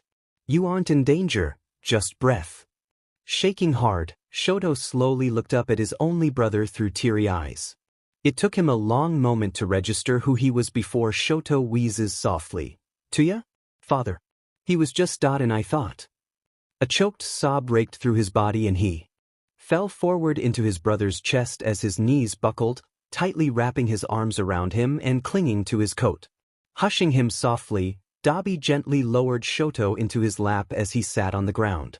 Shoto curled in his lap, shaking as he tried to make himself as small as possible. "It's all right, Shoto," he said softly, gently rubbing his head. "He's not here, Shoto. He can't hurt you." Shoto sobbed again and pressed his face into Dobby's warm chest. He felt so cold compared to his brother but couldn't bring himself to warm himself back up. Thankfully, Dobby radiated warmth. It wasn't his father's searing heat either. It was like a campfire or a low heater blanket. It was comforting and safe. Still speaking softly and running a comforting hand up and down Shoto's back, Dobby was able to slowly calm Shoto to stop crying. Gingerly sitting up, Shoto quickly scanned the now dark courtyard. He squinted to try and see better, trying hard to find his father in the shadows. A bright blue light flared up just next to him, making Shoto jump at the sudden heat. Head whipping around, he found the source was a blue flame in the palm of Dobby's hand. Though the heat made uncomfortable, the cool light was more than welcomed. Again, he scanned around, now able to see at least a bit into the shadows. His father wasn't there. It was just him and Dobby. "You're safe, Shoto." "He's not here," Dobby said softly, startling Shoto slightly. "I'm sorry," Shoto whispered, starting to move off of his brother's lap. "Don't apologize. You had a panic attack. Not exactly something you can control. If anything, I should be the one saying sorry. I pushed you too far too quickly," Dobby said, catching Shoto's arm. "I didn't mean to freak you out, Shoto. I'm sorry." Shoto blinked, staring at Dobby and slowly sitting down next to his brother. "It's okay, Dobby," he said softly, voice a bit hoarse from crying. "What were you trying to do?" Sighing softly, Dobby rubbed his neck. "Well, we need to get your body used to producing extremely hot fire before you can emit it consistently, and fire quirks are easily tied to emotions, so if you get really set off, your fire will naturally flare. I guess I thought if I could get you angry, you'd flare and that'd give you time to get used to the heat and balance your temperature back out." "Well," Shoto said thoughtfully, "it did work for a couple of seconds. I even evened out my temperature before, you know." He shrugged slightly, looking away. "Yeah, but we aren't doing it like that again. Not if it's going to give you panic attacks," he said firmly. After a long moment, Shoto asked, "Do you think it helped at all?" Dobby looked at his little brother, pursing his lips as he thought. "I won't make you use your fire again right now, but when you do feel up to using it again, make a note of the color. Your fire started off today as very red and orange. The less red there is, the hotter the flame." Shoto nodded slightly, looking down at his left hand. The idea of using his father's quirk again made his stomach churn slightly, but curiosity gnawed at him. "Not now, Shoto," Dobby said, reaching over and taking his hand. "Give yourself time to calm down, all right? Have you eaten yet? Come on, I can make you something to eat and some tea." Standing, Dobby carefully pulled Shoto up after him, leading him back into the house. Shoto didn't resist as Dobby led him through the house and to the kitchen. He felt too empty to resist, too tired to protest. It wasn't like he had gone numb from his ice, something that he was fairly familiar with. No, it was a different sort of numb, like he couldn't even be bothered to feel any sort of emotion. So, in an effort to ignore the odd numbness, he focused on the warmth from Dobby's hand. It was a comforting and grounding sensation. "Sit down. I'll make some tea," Dobby instructed, letting go of Shoto. The sudden lack of warmth made Shoto go rigid. Quickly grabbing Dobby's wrist, Shoto stopped his older brother. "Can I?" he started quickly before faltering. "I mean, can you?" He looked away as he stumbled over his words, his grip on Dobby's wrist relaxing. Dobby eyed Shoto for a long moment before uncertainly opening his arms. "Physical expression of platonic affection?" he offered, quirking his lip in a small smirk. Rolling his eyes, Shoto hugged his older brother again.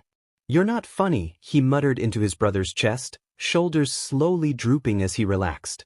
Resting his chin on his little brother's head as he hugged him back, Dobby hummed, "Please, I'm hilarious." It took a little while for Shoto to calm down enough to get tired, though Dobby supposed he should have expected that.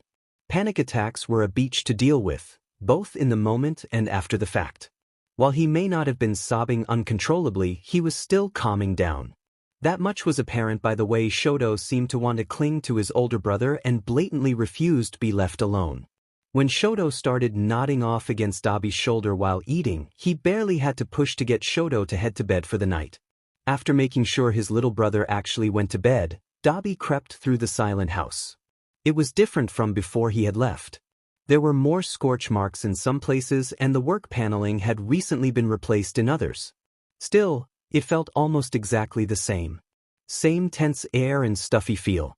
He stopped outside of a bedroom door. Based on the amount of dust that had collected around the corners, no one had been in or out of this room for a very long time. Not that he would have expected anyone to. This room belonged to 𝕗𝕣𝕠𝕕𝕪, so no one else would have had any reason to enter the room. Lips pressed into a thin line, Dobby rested his hand on the door handle. Then he thought better of it and let his hand drop back to his side. This wasn't his room anymore. There was no reason for him to see it again. It would just stir up bad memories, and there had already been one too many panic attacks today. No, he was fine never seeing what that old D-head did to all his old school sheet. Knowing the guy, he probably threw a temper tantrum and wrecked everything. Oh well, not like he had anything worth wanting. Turning away from the unused bedroom, Dobby checked on Shoto one last time before slipping out of the house. As soon as he stepped out, it felt like a weight had been lifted from his gut. It wasn't surprising, but there was just so much history in that house. Returning to a place like that, even if it was all for Shoto, it still sorta got to his head. Not 2 steps off the front porch, however, Dobby was stopped by a sudden web of restraints, stopped him in his tracks. "I may have allowed you mediated access, but it was not an invitation to break into my student's house." Dobby rolled his eyes, lazily leaning his head back. "It's not breaking in if I have a key, Eraserhead." The restraining scarf shifted and there was a soft thump somewhere a little behind him. "What are you doing here, 𝕗𝕐𝕠𝕠𝕠?"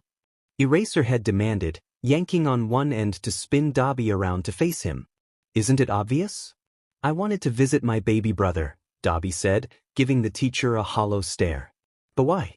What do you want from him?" No one vanishes off the face of the earth for years and just comes back without wanting something from someone. "So, what is it?" the teacher demanded.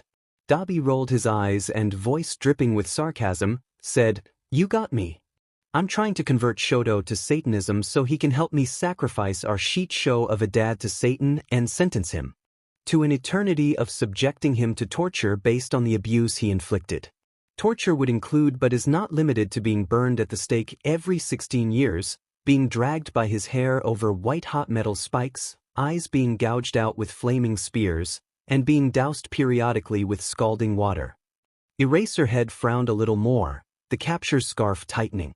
"𝕗𝕐𝕠𝕠𝕠," he said in a warning tone. "What the f do you want from me, Eraser?"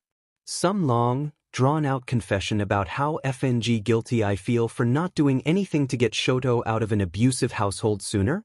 Some sheet about how horrible I feel for even leaving him here in the first place? You're not gonna get it.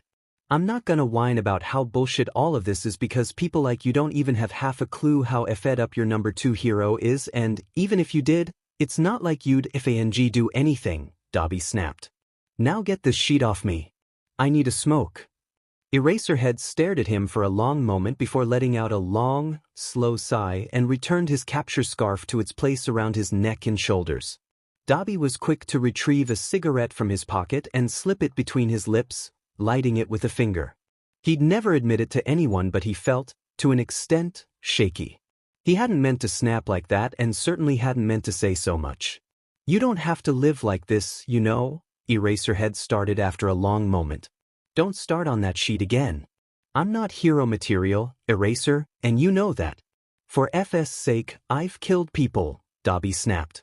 I'm not saying that those will be excused. However, considering that all the murders the police have linked you to have been Yakuza members or leaders of various forms of trafficking rings, it would almost look like you were performing some extreme version of vigilante justice. The sour look Dobby gave him made Eraser almost want to smirk. He didn't, however, and instead fixed him with an even look. You aren't a horrible person, to ya. The fact that you came back just to check on your brother shows that. Looking away again, Dobby finished off his smoke and dropped the cigarette, but grinding it into the ground with his toe. I assume you had something in mind, he said, shoving his hands in his pockets.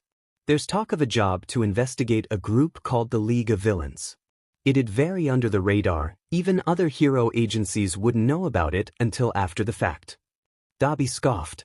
So basically, you're trying to recruit a villain to play the part of a villain so you heroes can get all the glory. Don't whine, ya. I'm trying to offer you an out from being seen as a villain by society. If we are successful, hero agencies will be astonished to hear about a hero so underground that even they didn't know about him. They'd see past crimes as hero work that's gone a bit off the wall, especially if he had someone already well known to vouch for him. You'd have a steady job, avoid jail time, and you'd get your family back. It's the best option for you, logically speaking. More like the best way for you to put a leash on me, Dobby snarked, sneering slightly. He was being stubborn, he knew he was, but he could just roll over for the first hero to give him an offer. Hell, he ruined his whole life to work against a hero telling him what to do. He royal F'd his own body in order to retain his own freedoms from that biet. Why the hell would he bother putting himself through all that when he was just going to go belly up for some a-hole? No FING way that was going to fly. Rolling his eyes, Eraserhead said, at least consider the offer. In the meantime, the League of Villains job still stands. Right, because I'm really in the mood to help you with anything after that shitty offer, Dobby snapped. Even if he was interested in something like that, it'd be way too time-consuming. He had to prioritize Shoto right now. If he didn't, then what was even the point of more or less coming back from the dead? If you help me, I'll help you get Shoto out of your father's custody and you'll be allowed to see him whenever you like, Eraser said, crossing his arms. Now, that got Dobby's attention. He glared at the hero, sneering slightly. He had no reason to believe Eraser would stay true to what he said, except for the fact he's kept his word during each and every single one of their past dealings. Of course, Eraserhead had to just go and be all earnest and sheet. And of course, he just had to go and put Shoto's safety on the table, like it wasn't even a thing. Of FANG course, Eraserhead would pull this sheet. Huffing softly, Dobby glanced around before saying, You help me get Shoto the hell out of this house first. Then I'll help you with the infiltration and, maybe, I'll consider the whole hero gig. Deal? He held a hand out to the pro-hero. Without hesitation, Eraserhead took his hand. Deal. However, he said, fingers digging into the sensitive crease that separated Dobby's scars and his healthy skin. If I ever had any reason to believe you pose a threat to Shoto, you will never see him again. Do I make myself clear? Gritting his teeth, Dobby nodded sharply. Dropping his hand, Eraserhead nodded slightly, almost to himself, as he rubbed his eyes. Good. Now, if you don't mind, my shift is about to end, he said, turning away. Pressing one of the medical staples back into place, Dobby glared after Eraserhead. It was too easy. Usually, deals between him and Eraserhead involved a hell of a lot more threats and glares. Even Dobby calling in his saved-up favors in order to keep tabs on his brother's hero training had involved a whole lot more interrogation and threats to very sensitive parts of his body. So, for Eraserhead to just agree to something without more argument was incredibly suspicious. Taking a wild guess, Dobby asked, "You were going to get Shoto away from his old man whether or not I agreed to help, weren't you?" Eraserhead paused and turned back to Dobby, a smirk just barely visible over his scarf. "Of course. He is my student. It's my job to ensure the safety of all of my students, both in and out of the classroom. So, what's stopping me from backing out of our little deal the second he's out of Endeavor's custody?" Dobby narrowed his eyes slightly, already guessing at the answer. Eraser shrugged slightly. "Then you're never seeing Shoto. Simple as that. Good night, 𝕼𝕐𝕠𝕠𝕪." With a short wave, Eraser spun around and used his scarf to fling himself upwards like some Spider-Man wannabe. Shoto Todoroki opened a chat with DiscoInferno. "St. I may have just declared proverbial war on Midoriya. St. I didn't approach him meaning to do so, I was just caught up in the thought of showing father up as much as possible by beating All Might's favorite. St. Are you sure it's too late to call in sick? Di? Kid, this is the 7th time you've asked me that in the past 2 days. Di? Also I mean that's one way to get your crush's attention. St. I do not have a crush on him. All Might is rooting for him. If I'm supposed to be able to beat All Might, then I will start by showing up the student he openly roots for. Di? Yeah. Stop worrying so much and try to relax. You'll do great." Shoto swallowed hard, trying his best to push the growing bubble of nervousness in his gut down. He wasn't usually the sort of person to get nervous about anything but the thought of an entire country's worth of people watching. Well, anyone would be at least a little nervous at such a thought. It was kind of amazing half the student body didn't call in sick to avoid participating in the sports festival. It was only really important for the hero courses after all. For every other class, it was just a very over-the-top sports festival. St. I'm sorry. I'm just anxious. St. I mean I don't even use my fire during class and now I'm going to use it in front of a huge stadium of people and that isn't even considering all the TV cameras that'll be around. And I know for a fact that father will be there so there's that whole thing. His father had more or less kept his distance over the past few weeks. He had messaged Shoto a few times, though mostly to say he was going to be busy with securing UA for the sports festival. Apparently, Shoto had until after the festival to get over this rebellious phase. Like that would happen anytime soon. Di, take it easy. The cameras will keep him from flipping his proverbial sheet for any reason. He won't be able to hurt you, kiddo. Di, and don't sweat the crowds. Nothing can really please them so don't bother. Just do the best you can.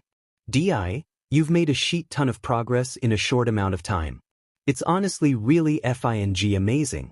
St. I mean I guess that's true. Di, you're sure to place at the top, Shoto.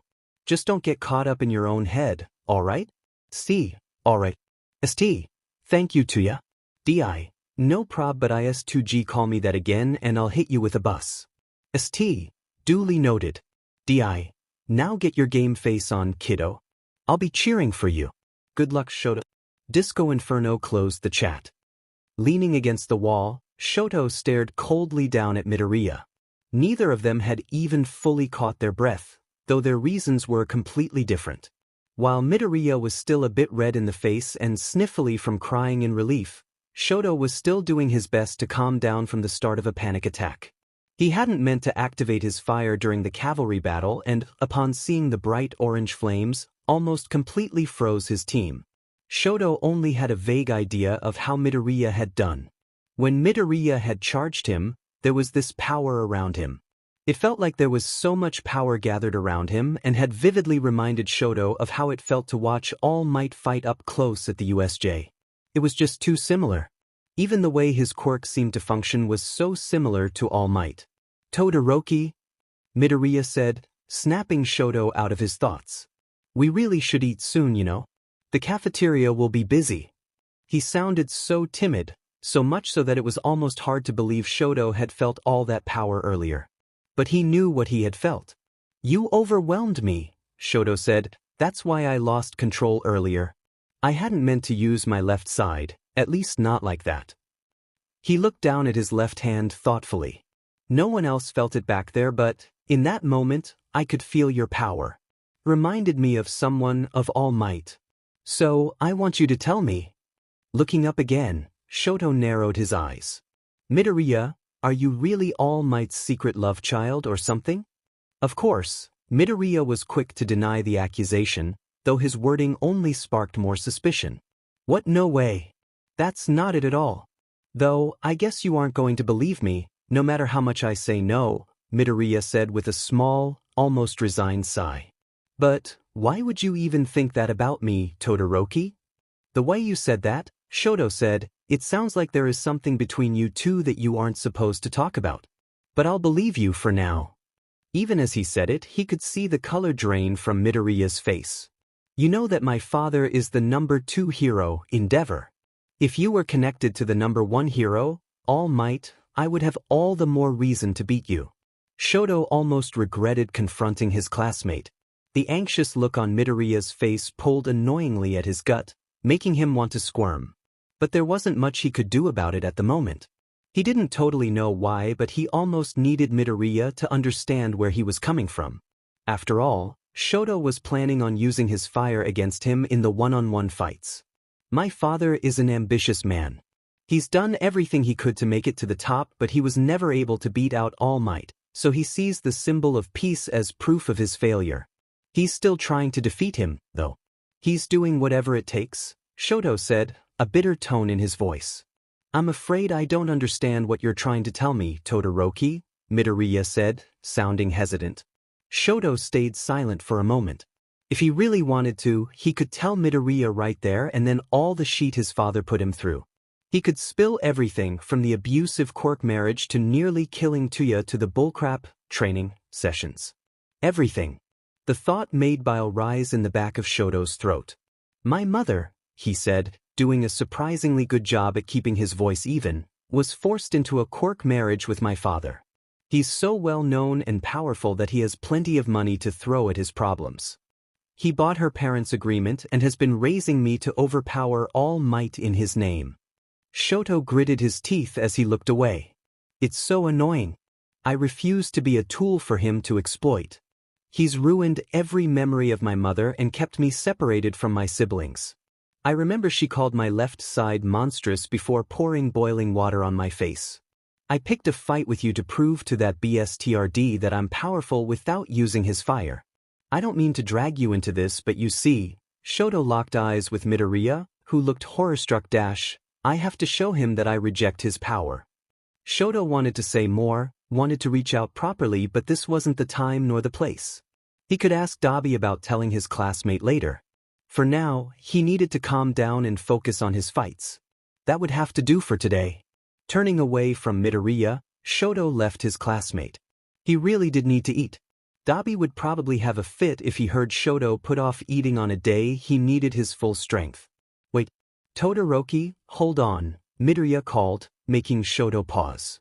"I don't know what you've been through, and I won't lie. It sounds like you've been through hell and back just to be here, but I still owe it to everyone who has supported me to do my best. You asked me for help with your fire quirk a while ago, and I will help, but I will also do my best to beat you." Shoto, glaring over his shoulder at his determined classmate, couldn't help but feel a brief pang in his chest.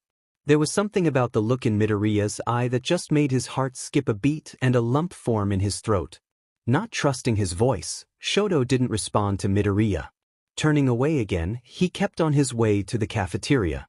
It would be a while before the one-on-one fights, so he would at least have a bit of time to himself to fully calm down. Shoto had been more and more reluctant to show off his fire during the sports festival, especially after the whole thing during the second round. Dobby had reassured him that it wasn't something to worry about and that, in time, his fire would default to blue, but it all seemed to go in one ear and out the other. He had done his best to stay in the student-only areas to avoid his father, but Shoto was very sure that his father would disregard the area restrictions in order to find him.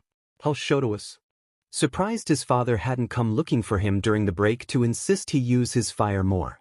Knowing the BSTRD, he probably was looking for him. Sighing softly, Shoto leaned back slightly in his seat. He had hauled up in one of the participants' waiting rooms while he waited for his next fight, but he knew he couldn't stay hidden for long. His fight with Midoriya was soon. This was the fight that really mattered. Whether he liked it or not, Shoto had to stay calm and use his fire just once. That would be all it takes to show his father just how much he rejected him. Taking a steadying deep breath, Shoto stood and headed for the door. He should get into position. From what he could hear, his fight would be starting soon. As he opened the door, Shoto froze in his tracks. Leaning against the wall across the hall was Endeavor. On instinct, Shoto tensed and ice started to form around his right foot. "Shoto," said his father, his voice low and eyes narrowed. He seemed angry. He was probably set off that he was being ignored. "Have you gotten over you little rebellion? I would like to see you win today, but you aren't going to do that unless you actually use your quirk to its full potential. You have a duty to live up to, Shoto. That's why you were created." Shoto grit his teeth, catching the sharp remark before he could say it. "I don't have to do anything," he said, pointedly keeping his voice even. "Especially nothing you tell me to do." His father sighed and rolled his eyes. "Still acting foolish then? Fine. You still have the rest of the festival to snap out of this. When we get home, however, I expect you to behave and obey. Do I make myself clear? I won't do anything of the sort. Now, leave me alone. I have a fight to win," Shoto said, turning and starting down the hall. He could practically feel his father's eyes burning holes in the back of his head. It made Shoto's skin crawl to have his back to his father, knowing that, if this had been training, he would have attacked without question. "You will not be given a choice, Shoto. You were created for a purpose, and I will ensure you know that purpose. Cooperation on your part is not optional." Pointedly ignoring his father, Shoto rounded a corner. It was only after he was out of his father's sight that he sped up. He just wanted to be as far away from his as humanly possible. As he stepped up to the gate, Shoto made a mental note to do whatever it took to convince his brother to let him leave his father's house. Of course, that would mean leaving his other siblings, but it wasn't like they couldn't move out on their own. They were both adults, after all, and the one thing that kept them in the family house was Shoto. Shaking his head to clear it, Shoto became suddenly very aware of the thin coating of ice on his right arm. It must have built up when he had been confronting his father. It was something of a bad habit of his to keep his ice ready whenever his father was around. Placing a hand on the frost to melt it, Shoto did his best to clear his head. He needed to stay focused on this fight. He could deal with everything else after. For now, he just needed to get through this fight. When Present Mike announced him, Shoto entered the arena and took his place on one side of the concrete platform. With a quick glance, he could easily spot his father in the stands and immediately regretted looking for him. The BSTRD was glaring down at him and, though he wasn't anywhere near close enough for Shoto to hear if he spoke, Shoto could have sworn he heard him telling him to not disappoint him. Turning away, Shoto glared across the platform at Midoriya. He had to stay focused right now, and that meant completely shutting out his father. Midoriya was the only one who mattered right now, the only one Shoto needed to worry about. "And begin," Mike shouted over the speakers. Immediately, Shoto shot a massive wall of ice at Midoriya, not letting give his classmate the change to shoot first. As he expected, Midoriya retaliated with a powerful burst, but he was ready with a wall of ice to catch him from being thrown backward. Using an arm to shield his face, Shoto squinted against the wind. Even from across the battle arena, he could see Midoriya's broken finger. While a part of him wanted to feel bad, Shoto couldn't help the grim satisfaction that filled his gut. Midoriya had to hurt himself to stand against him, meaning he only had so many shots to fire off. Not wanting to give his classmate time to plan, Shoto shot off another barrage of ice. Again, it was obliterated by Midoriya's flick at the cost of another finger. Another wave of ice and Midoriya was down yet another finger. Well aware of the ice already gathering on his right arm, Shoto narrowed his eyes. He couldn't keep this up forever, and he was guessing Midoriya would have been very aware of that fact. If Shoto had to take a guess, Midoriya would probably try to keep him away till he was tired out, then blast him out of the ring. He couldn't let that happen. He had to finish the fight quickly. Sending another wave of ice, Shoto eliminated Midoriya's last finger on his right hand before leaping forward into action. Ice formed under him, boosting him into the air as he charged Midoriya. He leapt off as Midoriya destroyed the ice from under him with a shout before flinging himself out of the way as Shoto brought a fist down over him. The second his hand touched the ground, more ice shot towards Midoriya, catching the toe of his shoe. Knowing it wouldn't take even a moment for his classmate to counter, Shoto formed another quick wall of ice behind him. Not a seconded too soon either because, in flash, he was being hurled back into the ice by a much more powerful blast. Determined to stay in the ring, Shoto curled forward against the powerful wind as he kept reforming the ice that kept him in bounds. When the dust cleared enough for him to see Midoriya again, he said, "You're keeping me away." Smart. Pushing himself upright again, he glared at Midoriya. He could barely feel his right arm now thanks to the numbing cold. If he could end this soon, Shoto was sure he would freeze over. He knew he could always use his fire to warm up, but, well, if Shoto could win without it, then he was determined to do so. Ignoring his own shivering, he called, "What's wrong? Are you worn out already? You talked yourself up a lot earlier, but I'm afraid I have to end this now. Thank you, though, for drawing this out." Against his better judgment, Shoto glanced up into the stands. Even at a distance, he could feel how set off his father was. Look at him. He's furious I won't use his fire. With the state you're in, I doubt you can fight anymore, so let's just end this. Shoto sent another overwhelming ice attack at Midoriya, only to be surprised when his classmate used a broken finger to destroy it. Taken aback, Shoto called, "Are you out of your mind? Using your broken finger like that? You're shaking, Todoroki," Midoriya said through gritted teeth. Shoto felt his heart leap into his throat. Midoriya was right, of course. Frost coated Shoto's arm and the right side of his face, and his fingers had gone totally numb by now. There's a limit to the amount of cold your body can take, and because of your father you are refusing to use your fire to make up for it. But we are all giving our all to be the best, to be number one. You're so confident that you can win using only half your strength, but just look at me, Todoroki. You haven't put a single scratch on me. So quit screwing around and come at me with all you've got. Shoto's lip curled slightly in a small snarl. Didn't Midoriya get it? He couldn't use his father's quirk. He needed to reject it completely. Ice coated more and more of his right side as he glared at Midoriya. He was just shoving his nose in where it didn't belong when he didn't understand sheet. Shoto couldn't use his fire. Not here. Not now. Hell, probably not ever. It was too much of his father for him to bear. "Shut up," Shoto snapped, clenching his fists. Charging forward again, Shoto shouted, "Just shut up." He was angry, yes, but there was more to it. Midoriya had found the weak point, the one thing that really got under Shoto's skin. As Shoto leaped towards Midoriya, his classmate waited until his right foot was off the ground to charge forward suddenly. On instinct, Shoto activated his ice quirk but was only able to brush his messed up arm, freezing it solid. With broken and bruised fingers, Midoriya punched Shoto straight in the gut, flinging him backward. Moving slower now, Shoto pushed himself up and sent another ice barrage at his classmate, who easily dodged to the side.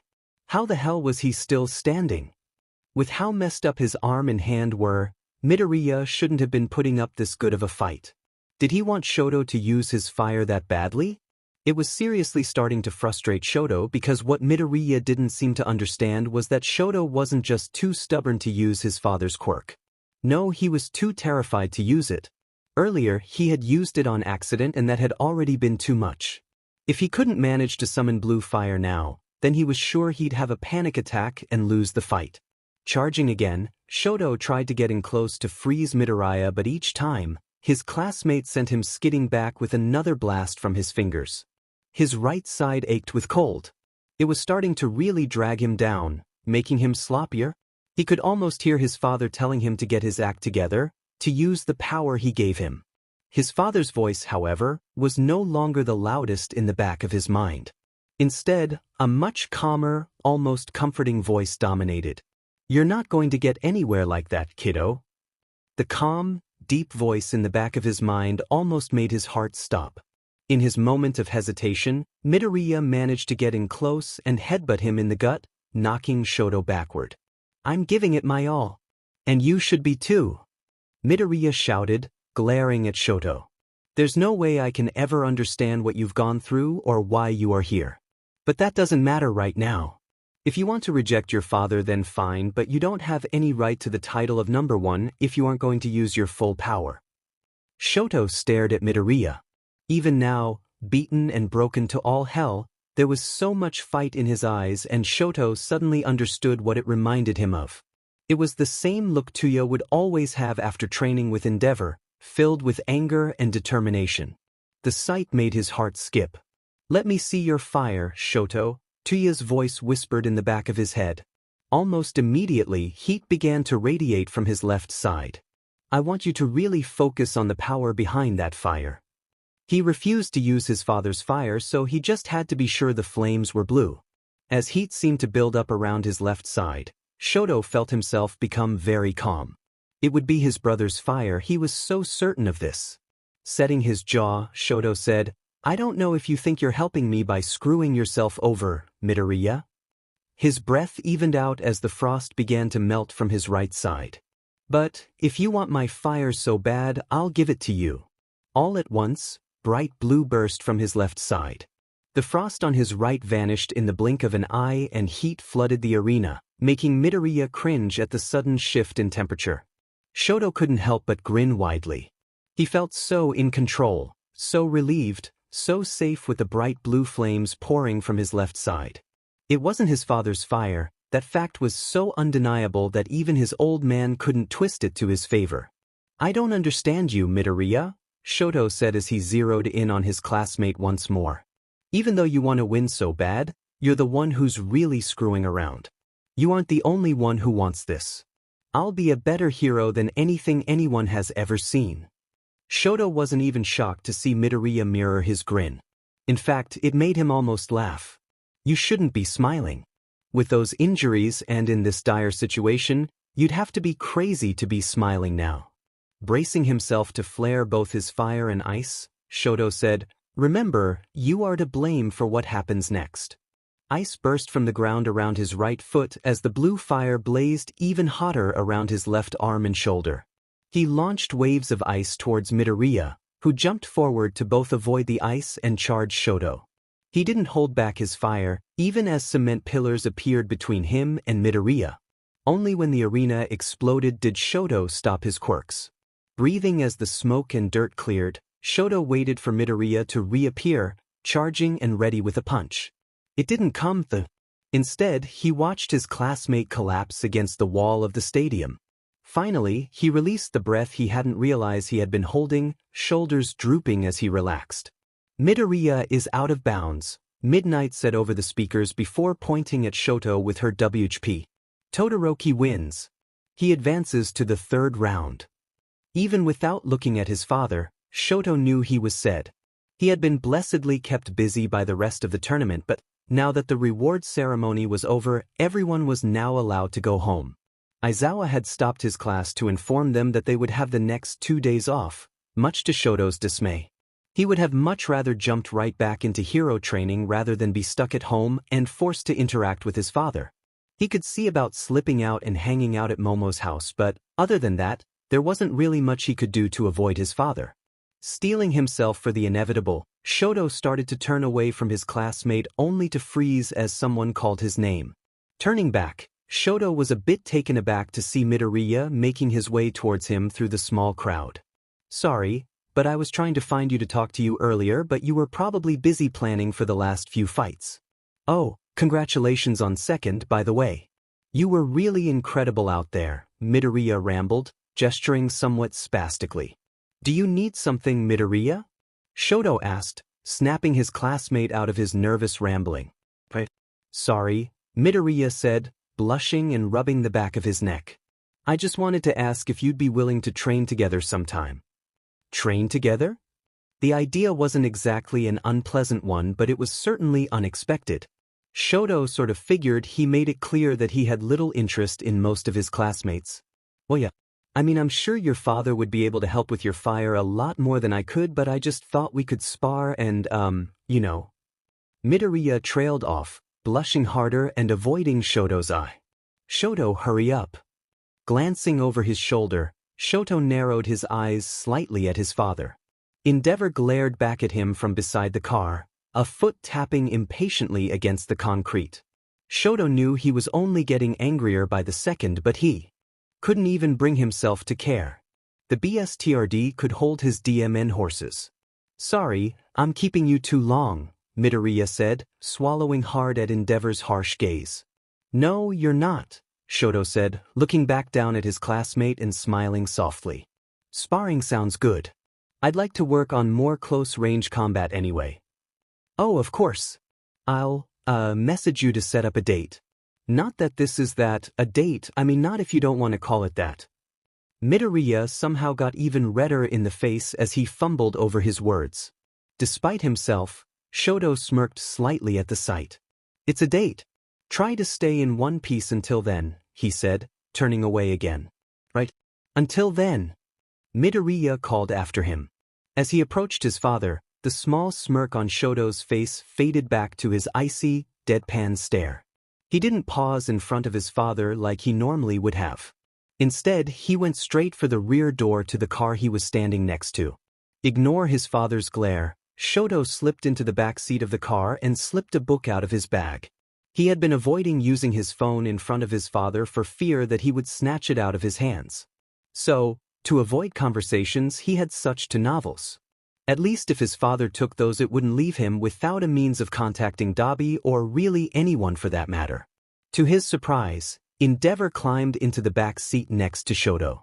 They had a driver again, but Shoto had expected his father to take the front passenger seat as he always did. This was unwelcome to say the least. Out the corner of his eye, Shoto watched his father instruct the driver to take them home before glaring down at him. Shoto, he said in a dangerously low voice. Where did you learn that?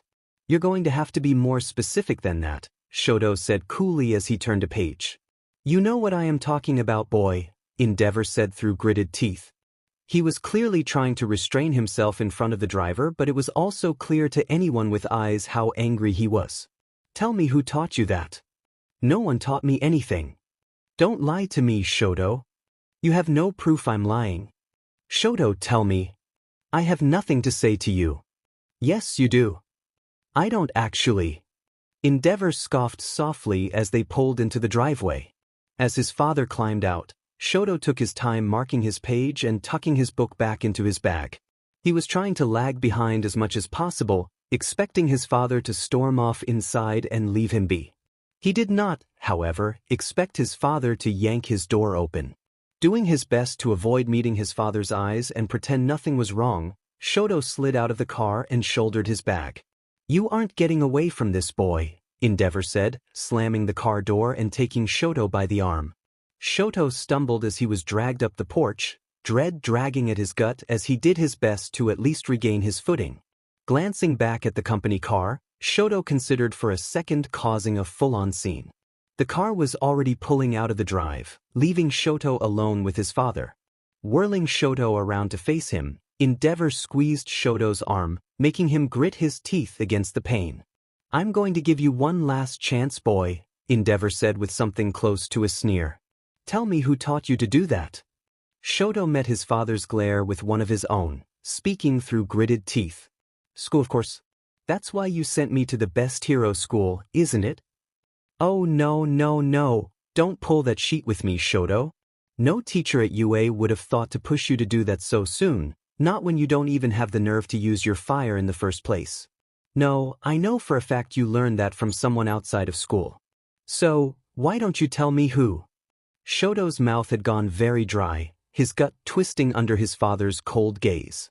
His mind raced as he tried to find a good enough answer to get him to back off, but, in the moment, nothing seemed good enough. Shoto probably should have started with the teacher excuse, that would have been a lot less suspicious, but he didn't and had more or less trapped himself in a corner. He must have taken too long because Endeavor nodded slightly, seemingly confirming something to himself. Shoto hissed as Endeavor gripped his arm harder and dragged him into the house, not even bothering to remove his shoes as he pulled Shoto down the hall. Yanking open the door to the family room, Endeavor shoved Shoto inside and slammed the door behind him. Natsuo and Fuyumi were already seated around the low table, faces grim. Catching himself from falling, Shoto immediately whirled around and took 2 steps back to put space between him and his father. Instinct told him a fight was coming, but, considering his father hadn't dragged him to the gym, he didn't quite know what to expect. "Did either of you know about this?" Endeavor demanded, glaring down at his 2 older children. "Dad, please, this really isn't Dash," Fuyumi started, voice strained as if she had been crying. "Answer me," Endeavor said, cutting her short as the fire around his face and shoulders flared slightly. Shoto couldn't help but take another small step back. Natsuo placed a hand over his sister's, squeezing softly. "No, we didn't," he said softly. "What are you talking about?" "No, about what?" Shoto asked, looking between Fuyumi and Natsuo. He could guess what his father was talking about, but that didn't mean he didn't hope with every fiber of his being that he was wrong. "Show, please," Fuyumi said, voice pleading. "This doesn't have to be any harder than it already is." "I don't," Shoto started before stopping himself as his father approached him. Not wanting to give even an inch, he held his ground as he glared at his father. Still, he tensed a little more and readied himself to use his quirk if he needed to. Looming over Shoto, Endeavor asked in a dangerous tone, "Where is he, Shoto?" Narrowing his eyes, Shoto snapped, "I don't know who you're talking about." He didn't even see his father's hand move, but he sure as hell felt the pain in his cheek as he was knocked to the side and onto the ground. He heard his sister shout something and some shuffling, both of which were silenced by Endeavor's sharp, "Stay put." Vision now swimming, Shoto tried to shake off the pain and push himself off the ground. He didn't even make it a part of the way when a hand gripped a fistful of his hair and yanked him upwards. Gritting his teeth in pain and grasping for his wrist, Shoto glared hard at his father. "Tell me where he is, Shoto." "Let go of me," Shoto said through clenched teeth as he caught Endeavor's wrist. Not even fully aware of what he was doing, Shoto flared his quirks. Ice coated the ground around him as blue fire flared around the hand on Endeavor's wrist. Cursing loudly, Endeavor yanked his arm away, releasing Shoto. Dropping to a crouch, Shoto dived between his father's legs, hand brushing the floor and encasing one of Endeavor's legs in ice. Mind racing, Shoto darted for the door. Knowing his father, he wouldn't just let something like this go. There was no defusing the situation. For now, Shoto just needed to get away and get a hold of Dobby again. Maybe, if he couldn't get in touch with Dobby fast enough, he could hide out at 𝕉𝕬𝕠𝕠𝕪's cart until his brother was available. As Shoto neared the door, a blazing spear of fire crashed into the floor in front of Shoto, stopping him in his tracks as he shielded his face with his arms. The sheer amount of heat was suffocating and just so overwhelming that Shoto was honestly amazed he could still breathe. Before he could use his ice to put the fire out, a large, hot hand closed around his jaw and yanked him around so he came face to face with his father once more. The remnants of ice were still melting along Endeavor's leg and side, but otherwise, he was in no way bothered by it. Shoto gasped as Endeavor gripped his jaw a little harder, heat flaring a bit more. Tears welled in Shoto's eyes, both from the burning pain and the growing fear. "Dad, please stop. You're hurting him." Fuyumi cried as she struggled against Natsuo, who held her back. As Shoto pulled at his father's fingers and struggled, Endeavor ignored his daughter and said, "Tell me where 𝕗𝕬𝕠𝕠𝕠𝕠 is." Glaring up at him, Shoto snarled, "I would never betray him to you." Endeavor didn't just drop Shoto for that remark, rather he more so threw him to the ground. Shoto yelped as his head thumped against the ground, curling into himself a bit as he held his throbbing head. Squinting through the pain and fresh tears, Shoto watched the blurry figure of his father as he stormed from the family room, slamming the door behind him. Not a minute later, another door slammed somewhere in the house. "Shoto, please stay awake. Are you bleeding? Here, let me check." A cold set of hands slipped under Shoto's head and torso, trying to persuade him to roll over. "Don't touch me!" Shoto snapped, pushing Fuyumi's hands away, rolling away from her and onto his knees. He immediately regretted it, however, as the world promptly starts spinning around him. Still, he absolutely did not want to be touched right now. He already felt so cold and bruised. The last thing he wanted was a set of cold hands poking at him. "Sho, please let me help you. You're hurt and some of those burns look kind of bad," Fuyumi said, gently placing a hand on his shoulder, only to be promptly thrown off. "Just leave me alone," he snapped, pushing himself to his feet and stumbling towards the door. Natsuo had used his quirk to extinguish the fire around the door, though the wood floor still seemed to be smoldering. "Shoto, let us help," Natsuo tried as Shoto passed, reaching for him. "You had your chance to help, Natsuo," Shoto said, voice rising as he glared at his brother. "You both have had plenty of chances, and every time, both of you have just sat back until that BSU was done to clean up his mess." "Shoto, you don't understand Dash. You're right. I don't understand why both of you just sat there and watched. And I don't think I'll ever want to understand that, Natsuo. So no, I don't want your help anymore. So just get out of my way and leave me the hell alone." Shoto didn't give his brother a chance to recover. Instead, he pushed past him and into the hall. Though his vision was still swimming, Shoto almost ran to his room. Tears streaked down his face as he slammed his door behind him, sinking to the floor as he sobbed softly. Everything hurt so much. Something warm, probably blood, dampened his hair and the burns around his face and neck ached. The encounter with his siblings had almost been worse than his father's wrath, leaving him so mentally exhausted and emotionally raw. It all was just so much and so painful. He just wanted to curl up in his bed and sleep for a decade. In his back pocket, his phone buzzed softly. Shoto had half a mind to just ignore it, not really wanting to message anyone while he was crying, but slipping it out anyway and check the message. There was a new handful of small cracks on his phone, but it was otherwise okay, thankfully. DiscoInferno opened a chat with Shoto Todoroki. "Di, now that is what I call a showstopper." "Di, seriously kiddo, way to go and distinguish yourself. Like holy shit, that was so amazing. D, and you got second. Hell effing yes Shoto. Di, call me a proud old sheet, but hot dimmin' you did so good and I'm so proud. Di, sheet sorry your probs celebrating with your class. Di, good job kiddo. Go wild with your little nerds." The first few messages were a couple of hours old, but all of them made his chest ache. The sports festival had only ended a short while ago, but it felt like a completely separate lifetime. While it was all supposed to be encouraging, but it really only rubbed salt in the wound that was his life. "Di, oi text me soon kid. I'm getting worried." "Di, Shoto seriously where are you?" "Di, you're freaking me out." "Di, if you don't message me soon, I'm breaking into the house." There was a bit of time between each of the next few messages, but that last one had just barely come in. Gingerly wiping his face, Shoto did his best to clear his vision so he could respond. "St, I'm sorry Tuya. Father knows you're alive." "Di, F what happened?" "Di, what did that D-head do to you?" "T, I'm fine. It's nothing. I'm coming to get you." "St, what?" "Di, your brother, am coming to your location to remove you from said location to take you to a different, safer location." "St, what happened to the whole I can't leave until I have a plan?" "Di, well you see it's simple. Di, I'm not letting you stay in a house with some a-hole who beats you because you know about me. Di, besides, I'm already here." "You in your room?" "St, yes. I think Natsuo and Fuyumi are still in the family room." "Di, gimme a sec." DiscoInferno closed the chat. Shoto leaned back against his door with a small sniff, pulling his knees to his chest. There was something comforting about knowing Dobby was going to get him out soon, but there was a part of him that didn't believe it.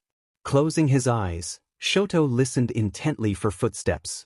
He was so used to listening out for his father that he almost didn't notice the light steps until they were right in front of his door. Tensing at the soft knock, Shoto opened his eyes and carefully got to his feet. Hesitating slightly, Shoto rested his hand on the door handle. What if he had just fooled himself into thinking there were footsteps? Or what if it was just Fuyumi coming to try and talk him into letting her look at his head? Shit, what if she was here to tell him off for what he said to Natsuo? "Kid, open the door," came a low voice. It was Dobby, no question about it. Relaxing slightly, Shoto silently slid the door open enough for his older brother to slip in. Dobby pushed the door shut after him and grimaced at Shoto. "Shit, kid," he said softly, a hand hovering by Shoto's cheek. Shoto, I'm so sorry I wasn't here sooner." Trying his best to bite back his tears, Shoto shook his head and said in a shaky voice, "It's fine really." "No, it's not." Dobby pulled him into a tight hug, which Shoto was eager to return. "You should never have had to ever go through something like that. I provoked him too much. I didn't think through my excuse and he had me in a corner and I messed up. Tuya, I messed up so bad. I'm so sorry," Shoto said with a hiccuping sob. Dobby hushed him softly, squeezing him gently. No, you didn't mess up at all, Shoto. Don't apologize, all right?" "Hey, Shoto, look at me," Dobby said, pulling back slightly and gently lifting Shoto's chin. "I'm gonna get you out of here, all right? And you will never have to come back if you don't want to, understand?" Shoto sniffed and nodded slightly, wiping his eyes. "Good. Now, how do you feel? Dizzy? Faint? Anything?"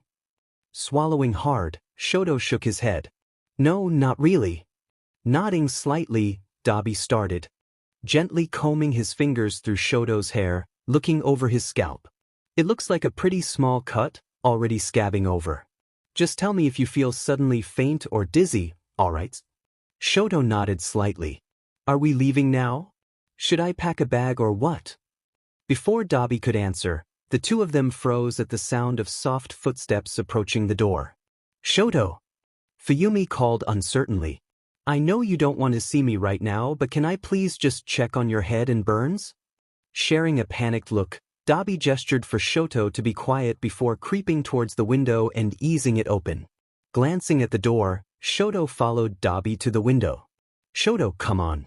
You can't just ignore me and you need to treat that cut." Waving to get Shoto's attention, Dobby mouthed, "Climb down after me." Shoto nodded and Dobby swung a leg out the window and easily slid out. "Shoto? Are you there? I'm coming in, okay?" Panicking slightly, Shoto quickly scrambled up and out the window. "So, where are we going exactly? And why can't we just take the subway?" Shoto asked, rubbing his eyes sluggishly. "Somewhere safe. And it's too easily tracked. If we want to stay under the radar, we need to avoid cameras, security, police, everything," Dobby said, not looking up from his phone as he typed quickly. "Somewhere safe, huh?" Shoto repeated, looking down at his feet. Deja vu tugged at the back of his head. "Jiren's cart, then? What? Hell no. That creepy is already on my butt for the last favor," Dobby said through gritted teeth. "Nah, we're headed somewhere both safer and cheaper." "I see," Shoto said, frowning a little more. Every step he took felt shaky at best. It was like the world was spinning too fast under him, which was sort of irritating because he was already feeling sick to his stomach. Slowing down a bit, Shoto focused hard on steadying his step. Dobby was speaking again, but whatever he was saying flew completely over Shoto's head. Glaring down at his feet, Shoto did his best to be confident with each step, but his legs just weren't cooperating. Head throbbing, Shoto frowned a little more. Did the alley they were walking through just get darker, or was that just him? Was it just him, or was the world spinning even faster than before? "Hey, why was the ground suddenly getting closer?" "Sheet!" came a shout before a pair of arms caught Shoto and hauled him back up to his feet. "Hey, Shoto. Shoto, look at me." Dobby snapped his finger in front of his little brother's face, trying to get him to focus. "Am looking," Shoto mumbled, slowly focusing in on Dobby and frowning at his concerned look. "What's wrong?" "I think you have a concussion." Should have expected it, Dobby said, running a hand through his hair. Letting out a long breath, Dobby turned and crouched a bit. "Come on, kiddo, I'll carry you the rest of the way, all right?" "No, I'll be fine." "Really, Dobby, it's fine," Shoto said, taking a shaky step back. "Oh no, none of that. Get on or I'm getting a baby carriage. Groaning softly, Shoto rolled his eyes and draped himself over his brother's back, wrapping his arms around his neck. You're so overdramatic, you could be related to Bakugo. Who? Dobby asked as he hoisted Shoto high up on his back and stood. He won first in the sports festival today. Apparently, he completely lost it when I didn't use my fire towards the end of our fight. Oh yeah, by the way, why didn't you? I mean, you did amazing and I'm the proudest older brother in the world, but did something happen? Shoto pressed his face a little more into Dobby's shoulder. I just got scared, I guess. I was going to, but I just. Glancing back at Shoto, Dobby said, It's nothing to be ashamed of, you know. You've made so much progress with your quirk in a pretty short amount of time, but dealing with some of the shit you've been through is going to take a bit longer, and there's nothing wrong with that. I know, Shoto said softly. Just making sure. Dobby paused, glancing up and down the street before cutting across the empty road and into a narrow back street. So, sappy depressing family drama aside, did anything good happen today? Other than proving yourself as a future amazing hero, of course. He reached up and ruffled Shoto's hair teasingly. Stop that, Shoto whined, shaking his head. And, I mean, not much else happened. Well, except for Midoriya asking me to spar with him. Whoa, wait, the nerd asked you out? No, he just asked me to spar sometime. Though, he was acting sort of weird and kept rambling and stammering. Dobby snorted as he started up the stairs of an apartment building. Yeah, Sho, I hate to break it to you, but he totally was asking you out. You said yes, right? No, he wasn't in yet. I just figured I could take the chance to get better at hand-to-hand combat. I'm sure you did, Dobby said with a wink. Face growing hot, Shoto asked. So, where are we going again? You still haven't told me. Snickering, Dobby came to a stop in front of a door. Don't think you're getting out of this. And a friend's place, he said, shifting his grip on his brother to knock on the door. Coming, came a call. After a moment, the door opened to reveal a smiling man with long, blonde hair tied up in a messy bun and a funny little mustache. There was something oddly familiar about his gaudy, triangular glasses, but Shoto couldn't seem to focus enough to place it. The moment the man laid eye on Dobby, his smile dropped and his eyes went wide with concern. What dash? Is Eraser home? Dobby asked, cutting him short. Oh, why don't you two come in, he said, stepping aside and ushering them through the door and into a fairly neat living room. Closing the front door behind them, the blonde man bit his lip before saying, Just wait here. I'll go, get Eraser. As he retreated farther into the apartment, Shoto squirmed slightly in his brother's grip. Put me down. Sliding off of his brother's back, Shoto glared up at Dobby. You dragged me across the city to see Eraserhead? You say this like he isn't the most resourceful and well-prepared man either of us knows, Dobby said. Not the point. How do you even know him? What happened to highly unpopular vigilante? We run into each other sometimes. Look, it's really not important how we know each other. All that matters is that he's willing to help keep you safe. Wait, so he knows about everything? Shoto asked, a sour mixture of shame and panic flooding his chest. Of course, I know, Shoto. Whirling around, Shoto had to grab onto Dobby's arm to keep steady and forced himself to meet his teacher's gaze. Aizawa and the blonde man from earlier were stepping out of what Shoto assumed to be an office. With a slightly pained look, Aizawa looked over his student and pursed his lips into a thin line. Zashi, can you help Shoto clean up? Tuya and I will just be a minute. Oh, sure, said the blonde before waving Shoto over. Giving his brother a concerned look, Shoto hesitantly followed him down the hall. Before stepping into the bathroom, Shoto glanced back at Dobby, who seemed both annoyed and anxious under Aizawa's cold stare. Shut the door and have a seat on the toilet, instructed the blonde, who Shoto was slowly realizing was his English teacher, Present Mike. As Present Mike shuffled through the medicine cabinet behind the bathroom mirror, Shoto shut the door and sat down. For the first time since that morning, Shoto saw himself in the mirror and he looked awful. The cheek his father had slapped now had a dark bruise and there was a shadow of a handprint in the form of burns and bruises across his lower face and neck. His eyes were still puffy and a bit red from crying, and he could have sworn he could see dried blood mixing in with his red hair. "Just the burns?" Mike asked, closing the cabinet with a small first aid kit in hand. "HM? Oh no, I hit my head and I think it was bleeding a little while ago and 𝕼𝕠𝕠𝕠𝕠 thinks it's a concussion," Shoto said, not quite meeting Mick's gaze. Nodding slightly, his teacher set the first aid kit on the counter and pulled the hand towel from its hook on the wall. He ran it under water before wringing it out and settling on the edge of the bathtub next to Shoto. "Your burns aren't blistering, which is good," Mike said softly, almost to himself as he gently dabbed at the bright red patches of skin one at a time.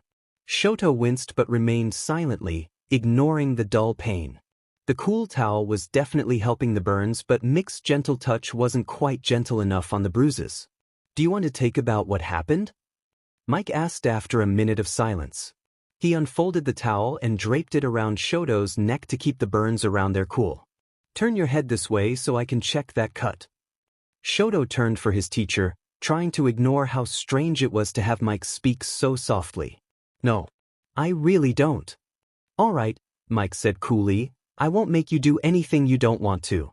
But if you ever feel like talking, Shoto and I are always willing to listen." Shoto hummed softly, frowning slightly. "Am I allowed to ask about why you and Mr. Aizawa live together?" Mike snorted. "I mean, it really isn't much of a secret.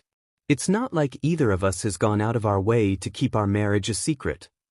Reaching for the first aid kit, Mike pulled out a cotton ball and a small bottle of ointment. Pouring a bit on the cotton ball, Mike pushed aside Shoto's hair to dab ointment on and around the cut. Wincing slightly, Shoto said, "I suppose. Still, everyone kind of assumed Mr. Aizawa was straight." "The same way they assumed you're straight?" Mike asked, smirking slightly as Shoto blinked in surprise. "Honestly, Shoto has a sixth sense for this sort of thing, but you should have seen his face when he told me Midoriya actually asked you out.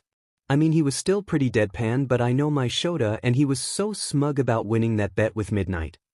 "Wait, whoa, they had a bet about me being gay?" Shoto said, incredulously. "No, of course not. They had a bet about if Midoriya was going to make a move on you in a friend or a romantic way. That is not any better. It's a bit weird, I'll admit it, but it's all in good fun and meddling isn't allowed or the bet is forfeit."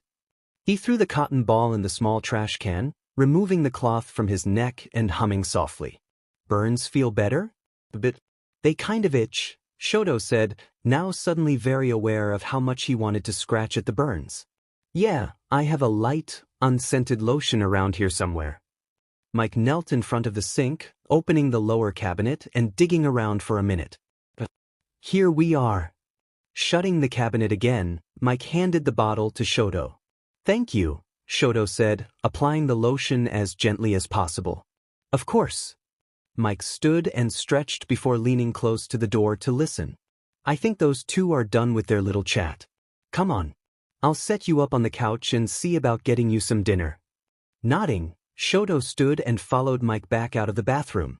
Dobby and Aizawa were seated on the floor of the living room at the low coffee table. While Dobby looked set off about something, Aizawa was still fairly relaxed and even seemed a bit smug as he sipped his coffee. Looking up at Mike, Aizawa asked, "Everything all right?" "Nothing too serious." Mike plopped down on the couch as Shoto circled around the couch to sit on the floor next to his brother. "Good." Setting down his mug, Aizawa directed his attention to Shoto. "𝕼𝕠𝕠𝕠𝕪 told me the gist of what happened. Am I correct in assuming this isn't the first time your father has done something like this?" "Yes," Shoto said curtly. "Do you want to tell me any details about the other incidents?" Shoto paused. He wasn't even sure if he wanted to talk about what had happened that day. Hell, he wasn't even sure if he should talk about it. If his father found out, Shoto was certain it would only cause more trouble for his two teachers. Shoto started carefully, "don't think I should." Aizawa nodded slightly, downing the rest of his coffee. "All right, I won't make talk about anything at the moment. If 𝕼𝕠𝕠𝕠 doesn't mind keeping an eye on you, Zashi and I will see to dinner. I thought we talked about this. I'm not leaving my baby brother's side for at least the next 12 hours, Dobby said, slinging an arm around Shoto's shoulders. Rolling his eyes, Aizawa stood and headed into the small kitchen with Mike hot on his heels. Sighing softly, Dobby relaxed slightly. "Are you all right?" Shoto asked, looking up at his brother. Dobby laughed softly. "I should be asking you that, kiddo. Really though, how you doing?" "Fine, I guess," Shoto said with a shrug. "My head and burns aren't really hurting anymore at least." "I mean that's good, but how are you doing? Like, up here I mean." Dobby tapped the side of Shoto's head lightly. Looking away, Shoto frowned slightly. "I think I'm okay. But I also feel really confused? Or maybe hurt. I don't know, I really can't tell. I know I'm still upset at Natsuo and Fuyumi, but I think I also feel guilty about getting mad at them. I mean, I think it's pretty reasonable for you to be upset with them. They haven't really done much to stop Endeavor, despite living with the BSTRD. Have they been trying to contact you?" "I don't know. I've had my phone on Do Not Disturb all day." Shoto slipped his phone out of his pocket. Sure enough, both of his siblings had been calling, leaving him voice messages, and emailing him almost non-stop. Frowning, Shoto swiped away the notifications before pausing. Midoriya and Momo had messaged him. "Oh, messages from the little nerd already," Dobby teased with a grin. "Oh, shut up," Shoto snapped, opening Momo's message first. Momo opened a chat with Shoto Todoroki.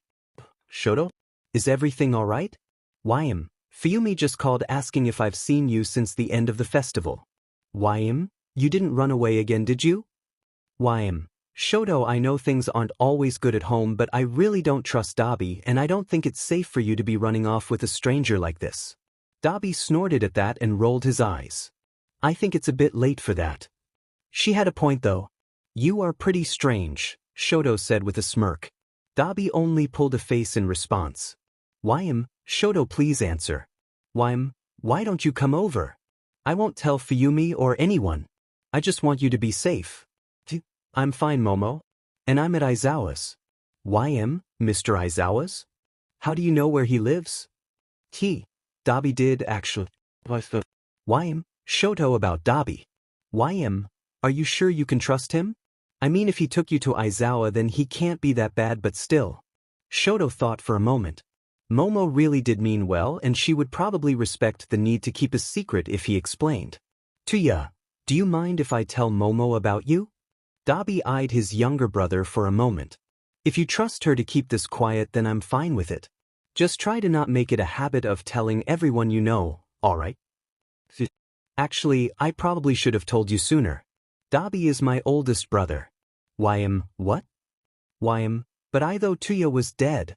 "See, we did too.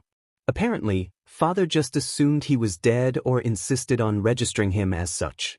Just don't tell anyone, alright? It's not exactly something we can go public with at the moment." Of course." "See. Thanks, Momo. I'll talk to you a bit more tomorrow." Alright.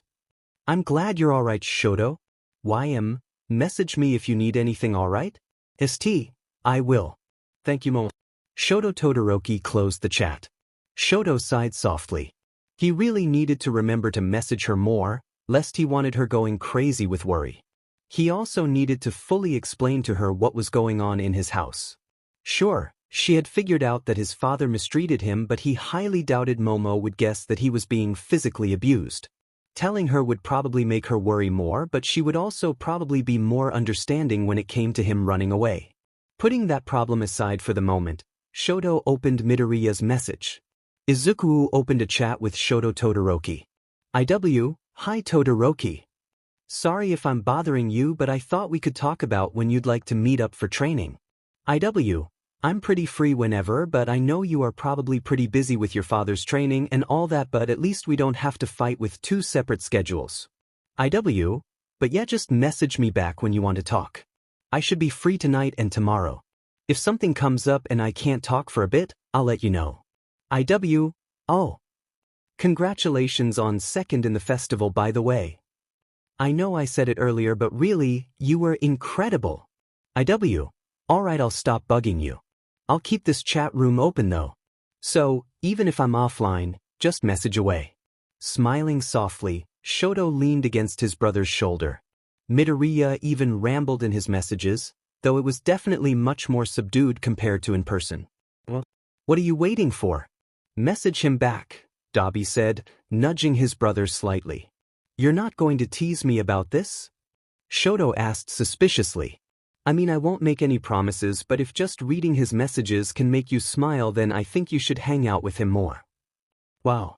When did you get so good at sounding like a parent? Dobby raised an eyebrow. Are you talking back to me, young man? Rolling his eyes and laughed, Shoto went back to his phone, biting the inside of his cheek before typing. St. You aren't bugging me, Midoriya. Sorry for the wait, but I've been a bit busy. St. I don't know if we can meet up tomorrow, but I think I can ask Aizawa if we can use one of the gyms after school. Oh, alright. Let me know what he says, alright? If he doesn't let us, we can always go to All Might. He would be alright with keeping an eye on us. St. Yes, your father would probably be willing to watch over us. 𝕗𝕠𝕠𝕪𝕠. I already told you. It's not like that, See, that. I'll never be able to convince you, will I? St. Not until I have proof. How about this? If I can beat you during our training, you have to drop it. St. And if I win? Then. St. You have to admit I'm right? No. How about, if you win, I'll take you out for boba. Deal. Get ready to lose. PPP. Izuku closed the chat.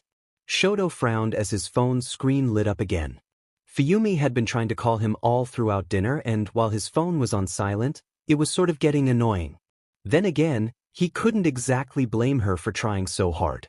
Their father would probably return home soon, and once he found out Shoto had run away, all hell would surely break loose. Leaning over to glance at the screen, Dobby frowned. Fuyumi again?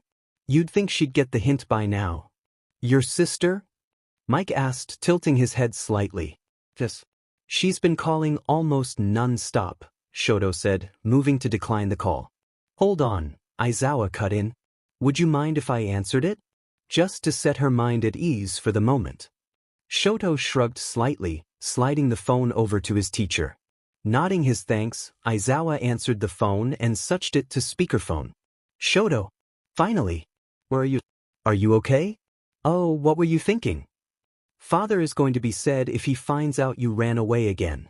Please, Shoto, please come home. Natsuo and I are really sorry, but you can't just run off like this. His sister's worried ramblings made Shoto's stomach twist with guilt. Ms. Todoroki, please calm down, Aizawa said, abruptly cutting her off. Fuyumi's voice quivered slightly as she demanded, Who is this? Where is my brother? This is Eraserhead, Shoto's homeroom teacher, and he's with me and my husband in our apartment. I see. I'm really sorry he disturbed you both in your home. If you would just let me speak with him, I can convince him to come back and dash. Knowing where this was going, Aizawa was quick to shut it down. Actually, given the circumstances, Shoto was correct to come to me. There was a beat of uncertain silence. I beg your pardon? Ms. Todoroki, allow me to make something perfectly clear. I don't care what Endeavor thinks he is achieving by beating his child in SBMSN, but it ends today. Until further notice or until Shoto decides otherwise, he will be staying with me. If your father wishes to involve the police, he will have to explain the burns, bruises, and concussion Shoto arrived with. Of course, if Shoto wants to see you or his brother, he is more than welcome to, but until I know you will not try to drag him back to an abusive household, it will all be done on Shoto's terms. In the meantime, I recommend getting yourselves away from your father as soon as possible, Aizawa said, bluntly. Dobby, hold on just a moment. Fuyumi squeaked, sensing the call coming to a close. Please, we won't go to the police. Just please, you can't tell anyone. Aizawa scolded down at the phone as Shoto squirmed uncomfortably. I will do what is best for my student, Ms. Todoroki. If that means going to the police to ensure he doesn't return to the custody of an abusive father, then that is what I will do. But, sir, it would only make things worse than they already are. Before Aizawa could say another word, Dobby leaned over and snatched the phone away. Fuyumi, he said, lip curling into a small snarl. On the other line, Shoto could hear something scrap over the floor, followed by a loud thump. No, stop. Don't say anything, just listen for a second. But you dash. No, shut it. Look, I get it. Endeavor is a scary and powerful son of a beach, but he's also a shithead of a dad, and you know he is, Dobby said, standing to avoid Aizawa as he reached for the phone. I mean, come on. The guy literally tried to kill me because I wouldn't stand by as he beat the CRP out of our baby brother. But to ya dash. Don't. I'm keeping that D away from Shoto if it kills me, and it almost has already. As for you and Natsuo, delete this call from your history and tell him you couldn't get a hold of Shoto then. First chance you get, pack a bag and leave. With that, Dobby hung up and tossed the phone back to Shoto. I need a cigarette, he muttered, raking a hand through his hair as he started for the apartment's small balcony. After Dobby slammed shut the sliding glass door, Mike said in a soft voice, he really does need to work on his people skills if he wants to keep this up. You're telling me, Aizawa said, hauling himself to his feet and starting to gather the dishes. Let him cool off for a bit. Shoto, if your family calls again, just ignore it, all right? We made it clear you were safe and came here willingly, so there isn't much more you need to explain for the moment. Tomorrow, if you're up for it, we can deal with filing reports so Endeavor can't force you back into his custody. For now, just try to take it easy. Shoto nodded, though only half listening as he watched his older brother out on the balcony. He waited for Mike and Aizawa to shuffle off into the kitchen, speaking softly to one another, before standing and carefully approaching the sliding glass door. Dobby had his back to him, leaning forward against the railing and taking a drag off his cigarette every now and then. For a moment, Shoto felt like he was 4 or 5 again and trying to work up the courage to ask his brother if he was all right. In a way, he was trying to do just that. Pursing his lips, he eased open the door and stepped out. Dobby barely spared him a glance as he shut the door. Not really know what to say, Shoto silently joined Dobby at the railing and looked out at the bright city. Did father really almost kill you? Shoto asked softly before almost immediately regretting it. Dobby laughed harshly. In a way, he was on some CRP about how if I couldn't beat him then I was nothing but a waste of space.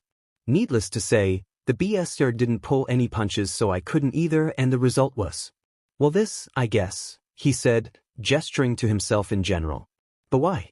I mean, I thought he started ignoring you when I was born, Shoto said, frowning slightly. Well, he tried, but when you were born, all of us knew one of two things would happen. Either A, he would ignore you like he did Fuyumi and Natsuo, or B, he would abuse you like he did with me. When it became clear you were what he was aiming to create, I decided to do my best to keep as much attention off of you as I could for as long as possible. Which meant doubling down in both cooperating with him and fighting against him. It was enough for a while, but when your quirk came in, I had to start actually picking fights to keep attention off you, Dobby explained, taking a slow drag off your cigarette. It didn't matter that I was in UA or had my provisional license. No, it was never enough for him. He just had to have his perfect creation, or what the F, ever. Dobby rolled his eyes and scoffed softly. Shoto couldn't help but cringe slightly at perfect creation, turning away from his brother a bit more. I'm sorry, he said softly. No, don't apologize. You never asked for any of this, Shoto, so you really shouldn't feel responsible for all my bullshit, alright? I'm just said because, as much as I hated our old man, I still just. After everything he did to me, to Mom, to Fuyumi and Natsuo and you, I still just, he said, throwing his hands up in frustration. You still just wanted him to like you? Shoto offered uncertainly. Exactly. Dobby said in exasperation. I hated the man's guts, but I still just needed his FING approval, and it was so frustrating because I knew I was never going to be what he wanted, even if I worked my butt off. So, I guess that last fight with him was just a breaking point for me, and I ended up pushing myself too far. Then he just left me there. He just left me in a burning building to rot. And that was the end of it. Until now. Dobby finished off his cigarette, smiling slightly down at his brother. Until now, he repeated softly before reaching out and ruffled Shoto's hair softly. It's gonna be better now, though. Neither of us has to deal with this alone, at least. Shoto smiled and nodded slightly, looking thoughtfully up at his brother. You know, he said after a moment, I never knew you went to you. Yeah, not a lot of people do. I only went for a year before, well, the incident, he said with a shrug. Yeah, but you actually go your provisional license.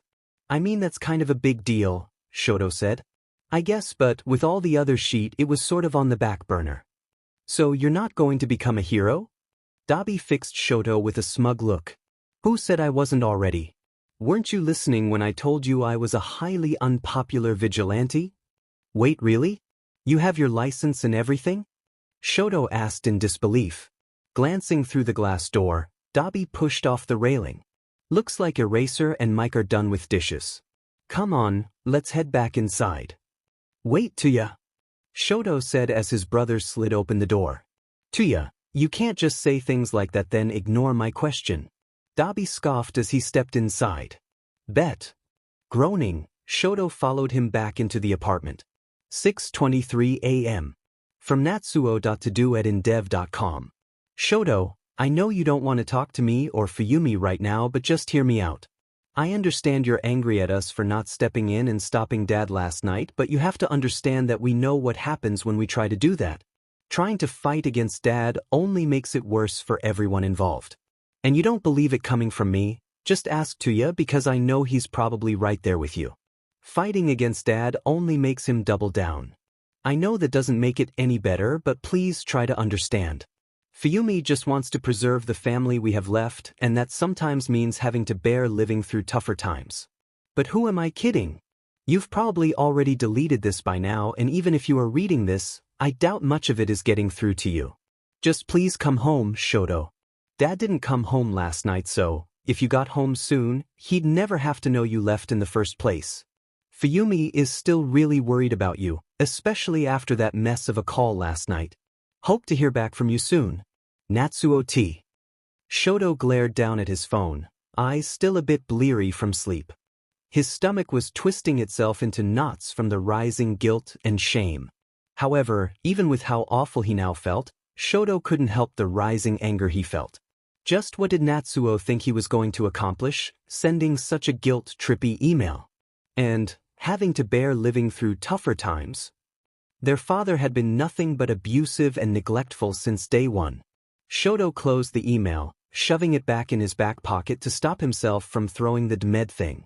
He yanked on the clothes Mike had given him, all of which were just a bit too big, then left the bathroom to return to the living room. There you are, Dobby said as he yawned and pushed himself up on the couch. Did you sleep all right? Yeah, Shoto said, kneeling to gather up the blankets Mike had given him the night before. Raising an eyebrow slightly, Dobby asked, How long have you been up? You know, if you're still tired, you can sleep a bit longer. I'm sure Eraser and Mike wouldn't mind letting you sleep in. It's fine. I've already been up for a while, so I don't think I could sleep if I wanted to. After folding the blankets, Shot got to work on rolling up the futon and moving the coffee table back into place. Shoto, did something happen? Did Fuyumi call again? Dobby asked, watching his brother closely. No. Haven't heard a peep from her, Shoto said, scooping up the blankets and returning them to the closet he had seen Mike get them from.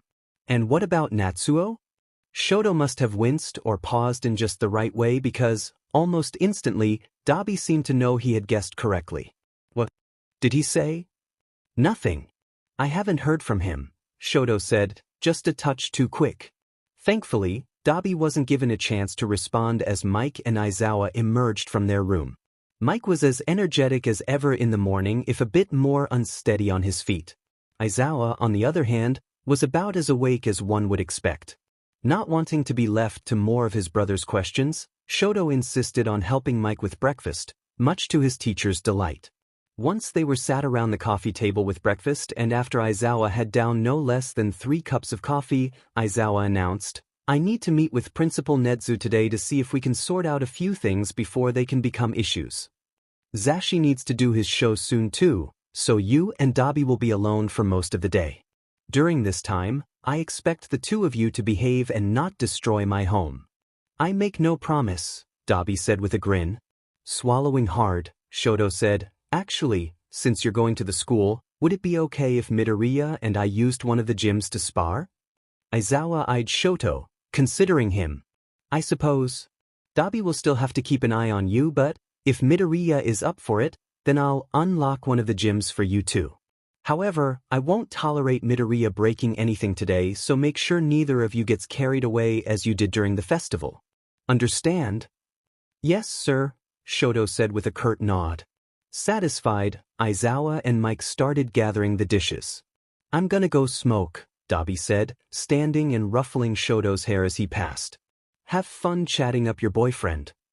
He isn't my boyfriend, Shoto snapped, swatting at his hand. Oi, Dobby, don't get comfortable smoking so much on my balcony. You're quitting starting Monday, Aizawa called, leaning out of the kitchen. What? I didn't agree to that. You did, actually.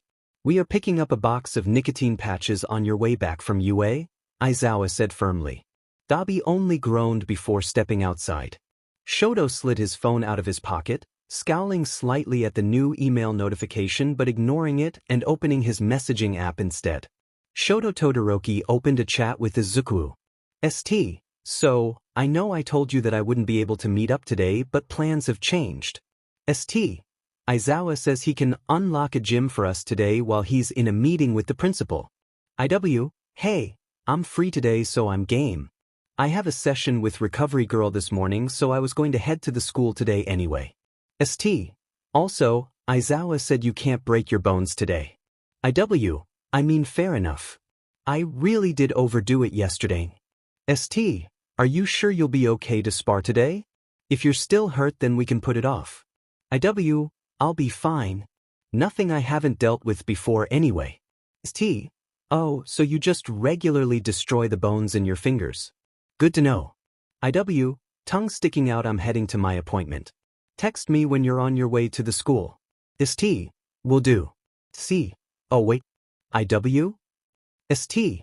Aizawa is having my brother watch us, so try to not be weirded out by the creep who will be more or less stalking me.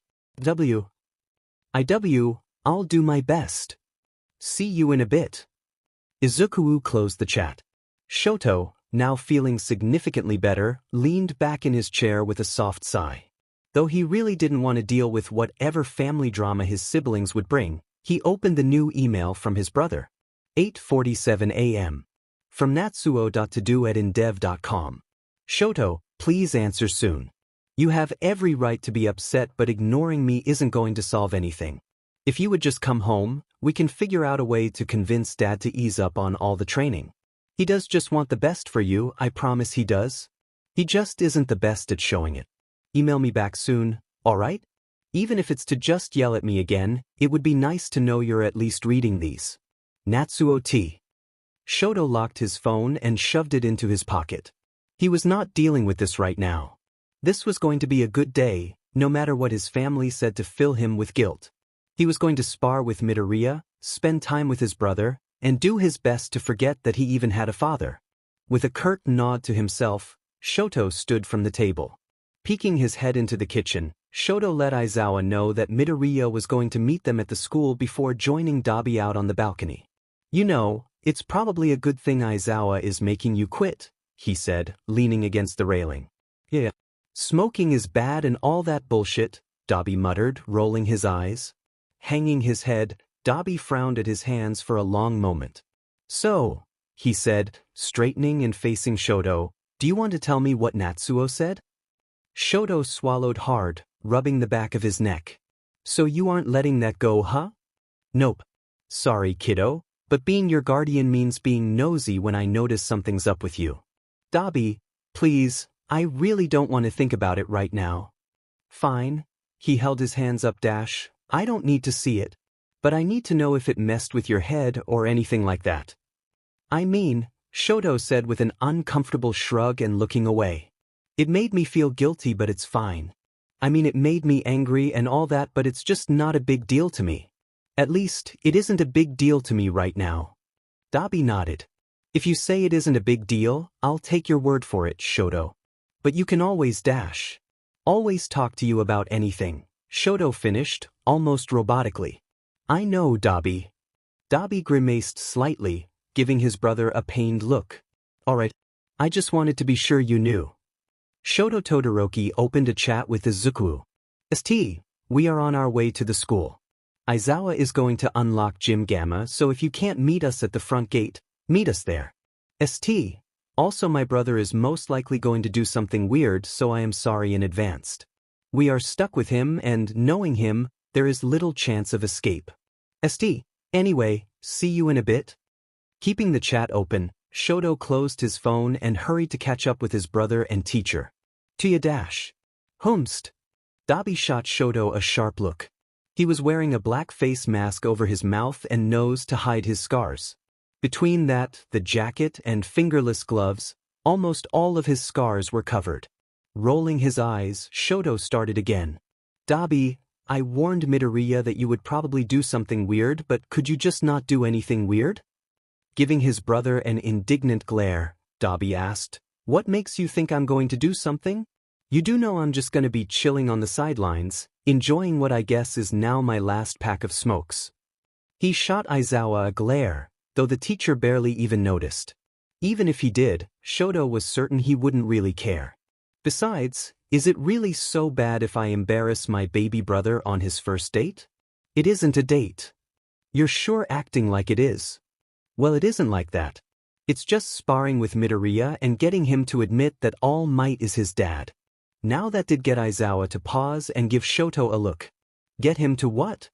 Don't tell me you haven't noticed all the similarities between their quirks or how much time they spend together, Shoto said. I've noticed, he said, pursing his lips. Aizawa looked like he was going to question Shoto further before shaking his head and approaching the UA front gates. 𝕬𝕠𝕠𝕠, here's your visitor's pass. Keep it on you while you're on campus, he said, handing Dobby a card. Don't know who 𝕬𝕠𝕠𝕠 is, but sure, Dobby said with a shrug, taking the plastic card and slipping it into his pocket. Rolling his eyes, Aizawa led them towards the gym and said, Just keep the card on you. Pulling his staff card from his waist, Aizawa scanned it over a reader next to the door to the gym. I should be done in an hour or two. The locker room will also be unlocked if you feel you need to change or clean up afterward. Try to stick to the gym or at least message me if you decide to leave the campus. Dobby, keep an eye on your brother. Wherever he goes, you go. Am I understood? Yes, sir, said the brothers in unison. Aizawa nodded in satisfaction, heading for the main school building. I'll message you both when I'm done. Try not to burn anything down. Dobby leaned close as they watched Aizawa walk away. Bet he's gonna regret leaving us alone. Knowing you, probably, Shoto said, glancing down at his phone. According to his notifications, he had 2 more emails from Natsuo but nothing else. The chat room he had started with Midoriya was still open, but there weren't any responses. Though he knew Midoriya wouldn't be the word of person to just leave him hanging, a small part of Shoto was actually nervous that he had been stood up. Stood up? But Shoto couldn't have been stood up because that would mean this was a date, and, while he had used the word to initially agree to meet up, Shoto was fairly certain this wasn't an actual date. Unless, before Shoto had a chance to further overthink his own wording, Dobby cleared his throat loudly, clearly to get Shoto's attention. Once he had said attention, Dobby jerked his head slightly to the side. Raising an eyebrow, Shoto turned to see Midoriya jogging towards them. Almost immediately, he relaxed. Hey! Midoriya huffed as he slowed to stop in front of them. Sorry for the wait. It took a little longer than I thought. It's not a big deal, Midoriya, Shoto said, tucking his phone away again. Are your hands all right? I heard from Momo you had to have surgery to reset some of the bones. Oh, I'm all right really. Recovery Girl's quirk is a miracle worker, so I'm good as new. He said with a smile before looking up at Dobby. And this is your brother, right? Oh yes. This is my older brother, 𝕬𝕠𝕠𝕠. Call me Dobby, Dobby said, abruptly cutting Shoto off. Sorry about having to chaperone, but your teacher is a totally hard butt and insisted. Still, it's nice to get to meet a friend of my baby brother, Dobby said, ruffling Shoto's hair. Cringing, Shoto smacked Dobby's hand away and glared at him. I see. Well, it's really not a bother or anything like that. Just a little out of the blue, you know. Anyway, I'm Izuku Midoriya. It's good to meet you, Midoriya said with a quick bow. Likewise. Now go get changed or whatever. I'ma have a quick smoke. Meet inside, yeah? Dobby asked, already pulling his cigarettes from his pocket. "What happened to stalking me everywhere I go?" Shoto asked, glaring up at his brother. "I trust you can make it to the locker room and back. If you do happen to get jumped, freeze their sorry buttes and come get me. Think you manage, baby bro?" Dobby said, no doubt grinning behind his mask. Rolling his eyes, Shoto started for the locker rooms. "Come on, Midoriya. You don't want to inhale any secondhand smoke." "But coming," Midoriya said, hurrying after Shoto. Once they were out of earshot of Dobby, Midoriya leaned a little closer to Shoto. "Hey, Todoroki? I don't mean to intrude or anything, but can I ask what happened? You're burned and I thought Recovery Girl healed all your injuries yesterday, so did something happen?"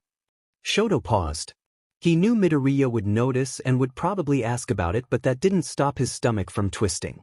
Thankfully, the burns and bruises were already looking better. With luck, Midoriya wouldn't notice the shadow of a handprint. Doing his best to appear at ease, Shoto kept walking and said, "It was just a scuffle. Nothing major. Thank you for worrying though. Did something happen with your dad?" The question made Shoto's heart leap into his throat. He wasn't stupid enough to believe that Midoriya would forget everything he told him yesterday, but Shoto still dreaded the question. "It's nothing, Midoriya," he said coolly as they entered the locker room. "Todoroki, if you're being abused, you should really tell Aizawa. I'm certain he or any of the teachers would be willing to step in and help. And even if they weren't, my mother and I would be happy to have you stay with us if it means you're out of a bad household. Actually, I'm pretty sure almost anyone in our class would dash." "Midoriya, you're rambling," Shoto said, watching his classmate out of the corner of his eye. "Leave it to Midoriya to offer even his home to help someone. It was my father, but you don't need to worry. I don't live with him anymore." "Ah, I see. Well, it's good to know you aren't in danger at home," Midoriya said softly. For a moment, it seemed like he wanted to say something else but decided against it. The two changed in silence before returning to the gym. From what Shoto could tell, Dobby had already finished his cigarette and headed inside to find a place to sit. Not surprising, really. With how quick he went through them, Shoto was surprised his brother hadn't finished off a pack already. Maybe he was trying to savor it, since Aizawa was forcing him to quit. Or maybe he was trying to wean himself off of them to make it less painful. Who knows? "So, you said you wanted to work on close combat, right? Should we start off without quirks to get warmed up?" Midoriya asked as they entered the gym. As Shoto thought, Dobby was already inside and seated on the ground against one of the walls by the entrance. "I think that'll be fine as a warm-up. Though I do want to focus on precision attacks today," Shoto said, slipping his phone out of his pocket. Another email. Even the thought of what Natsuo might be saying was making Shoto's skin crawl. He knew he should either scan through it or just block the emails, but he just couldn't even bring himself to deal with it. Hell, he was fairly certain he would never be able to bring himself to deal with it. Sighing softly, Shoto unlocked his phone and approached his brother. "Hey Dobby, can you? Natsuo has been emailing me and, well, he hasn't stopped. So, can you?" Dobby sighed and held out a hand. "Am I allowed to respond? Or do you just want me to filter out the bullshit?" he asked, taking Shoto's phone. "You can write up a response, but I'd rather read it before you send it." "Thank you, Dobby." "No prob, kiddo. Now go back to the ray of sunshine before he thinks something's up," Dobby said, shooing Shoto away as he started going through the emails. "Right." Turning back to Midoriya, Shoto said, "So, should we get started?" "Oh sure. Though I think I had an idea. This is still a sort of competition, right? Why don't we set this up sort of like the sports festival? Stage 1 can be 3 rounds of sparring without quirks, Stage 2 can be sparring with quirks, and Stage 3 can be more of a full-scale fight. Does that sound alright?" Shoto hummed thoughtfully. "Yeah, that sounds fine. Though, after yesterday, I don't know if a full-scale fight between us is a good idea." "Oh, I suppose that's fair. Sorry, I guess I'm still in the whole sports festival mindset. It just sort of made sense to split it into 3, I guess," Midoriya said, rubbing the back of his neck. "No, it's alright. Why don't we start with those 2 rounds, and if we're tied, we can think up a tiebreaker." "Alright, that sounds good." Midoriya said with a bright smile, making Shoto's stomach flip. I hope you're ready to lose, Todoroki. Shoto couldn't help but smile. And I hope you're ready to tell me all about your father, the #1 hero. Todoroki, that wasn't what we agreed on. If you win, I have to take you out for boba, remember? The look on Midoriya's face made Shoto almost regret having made the joke. Almost.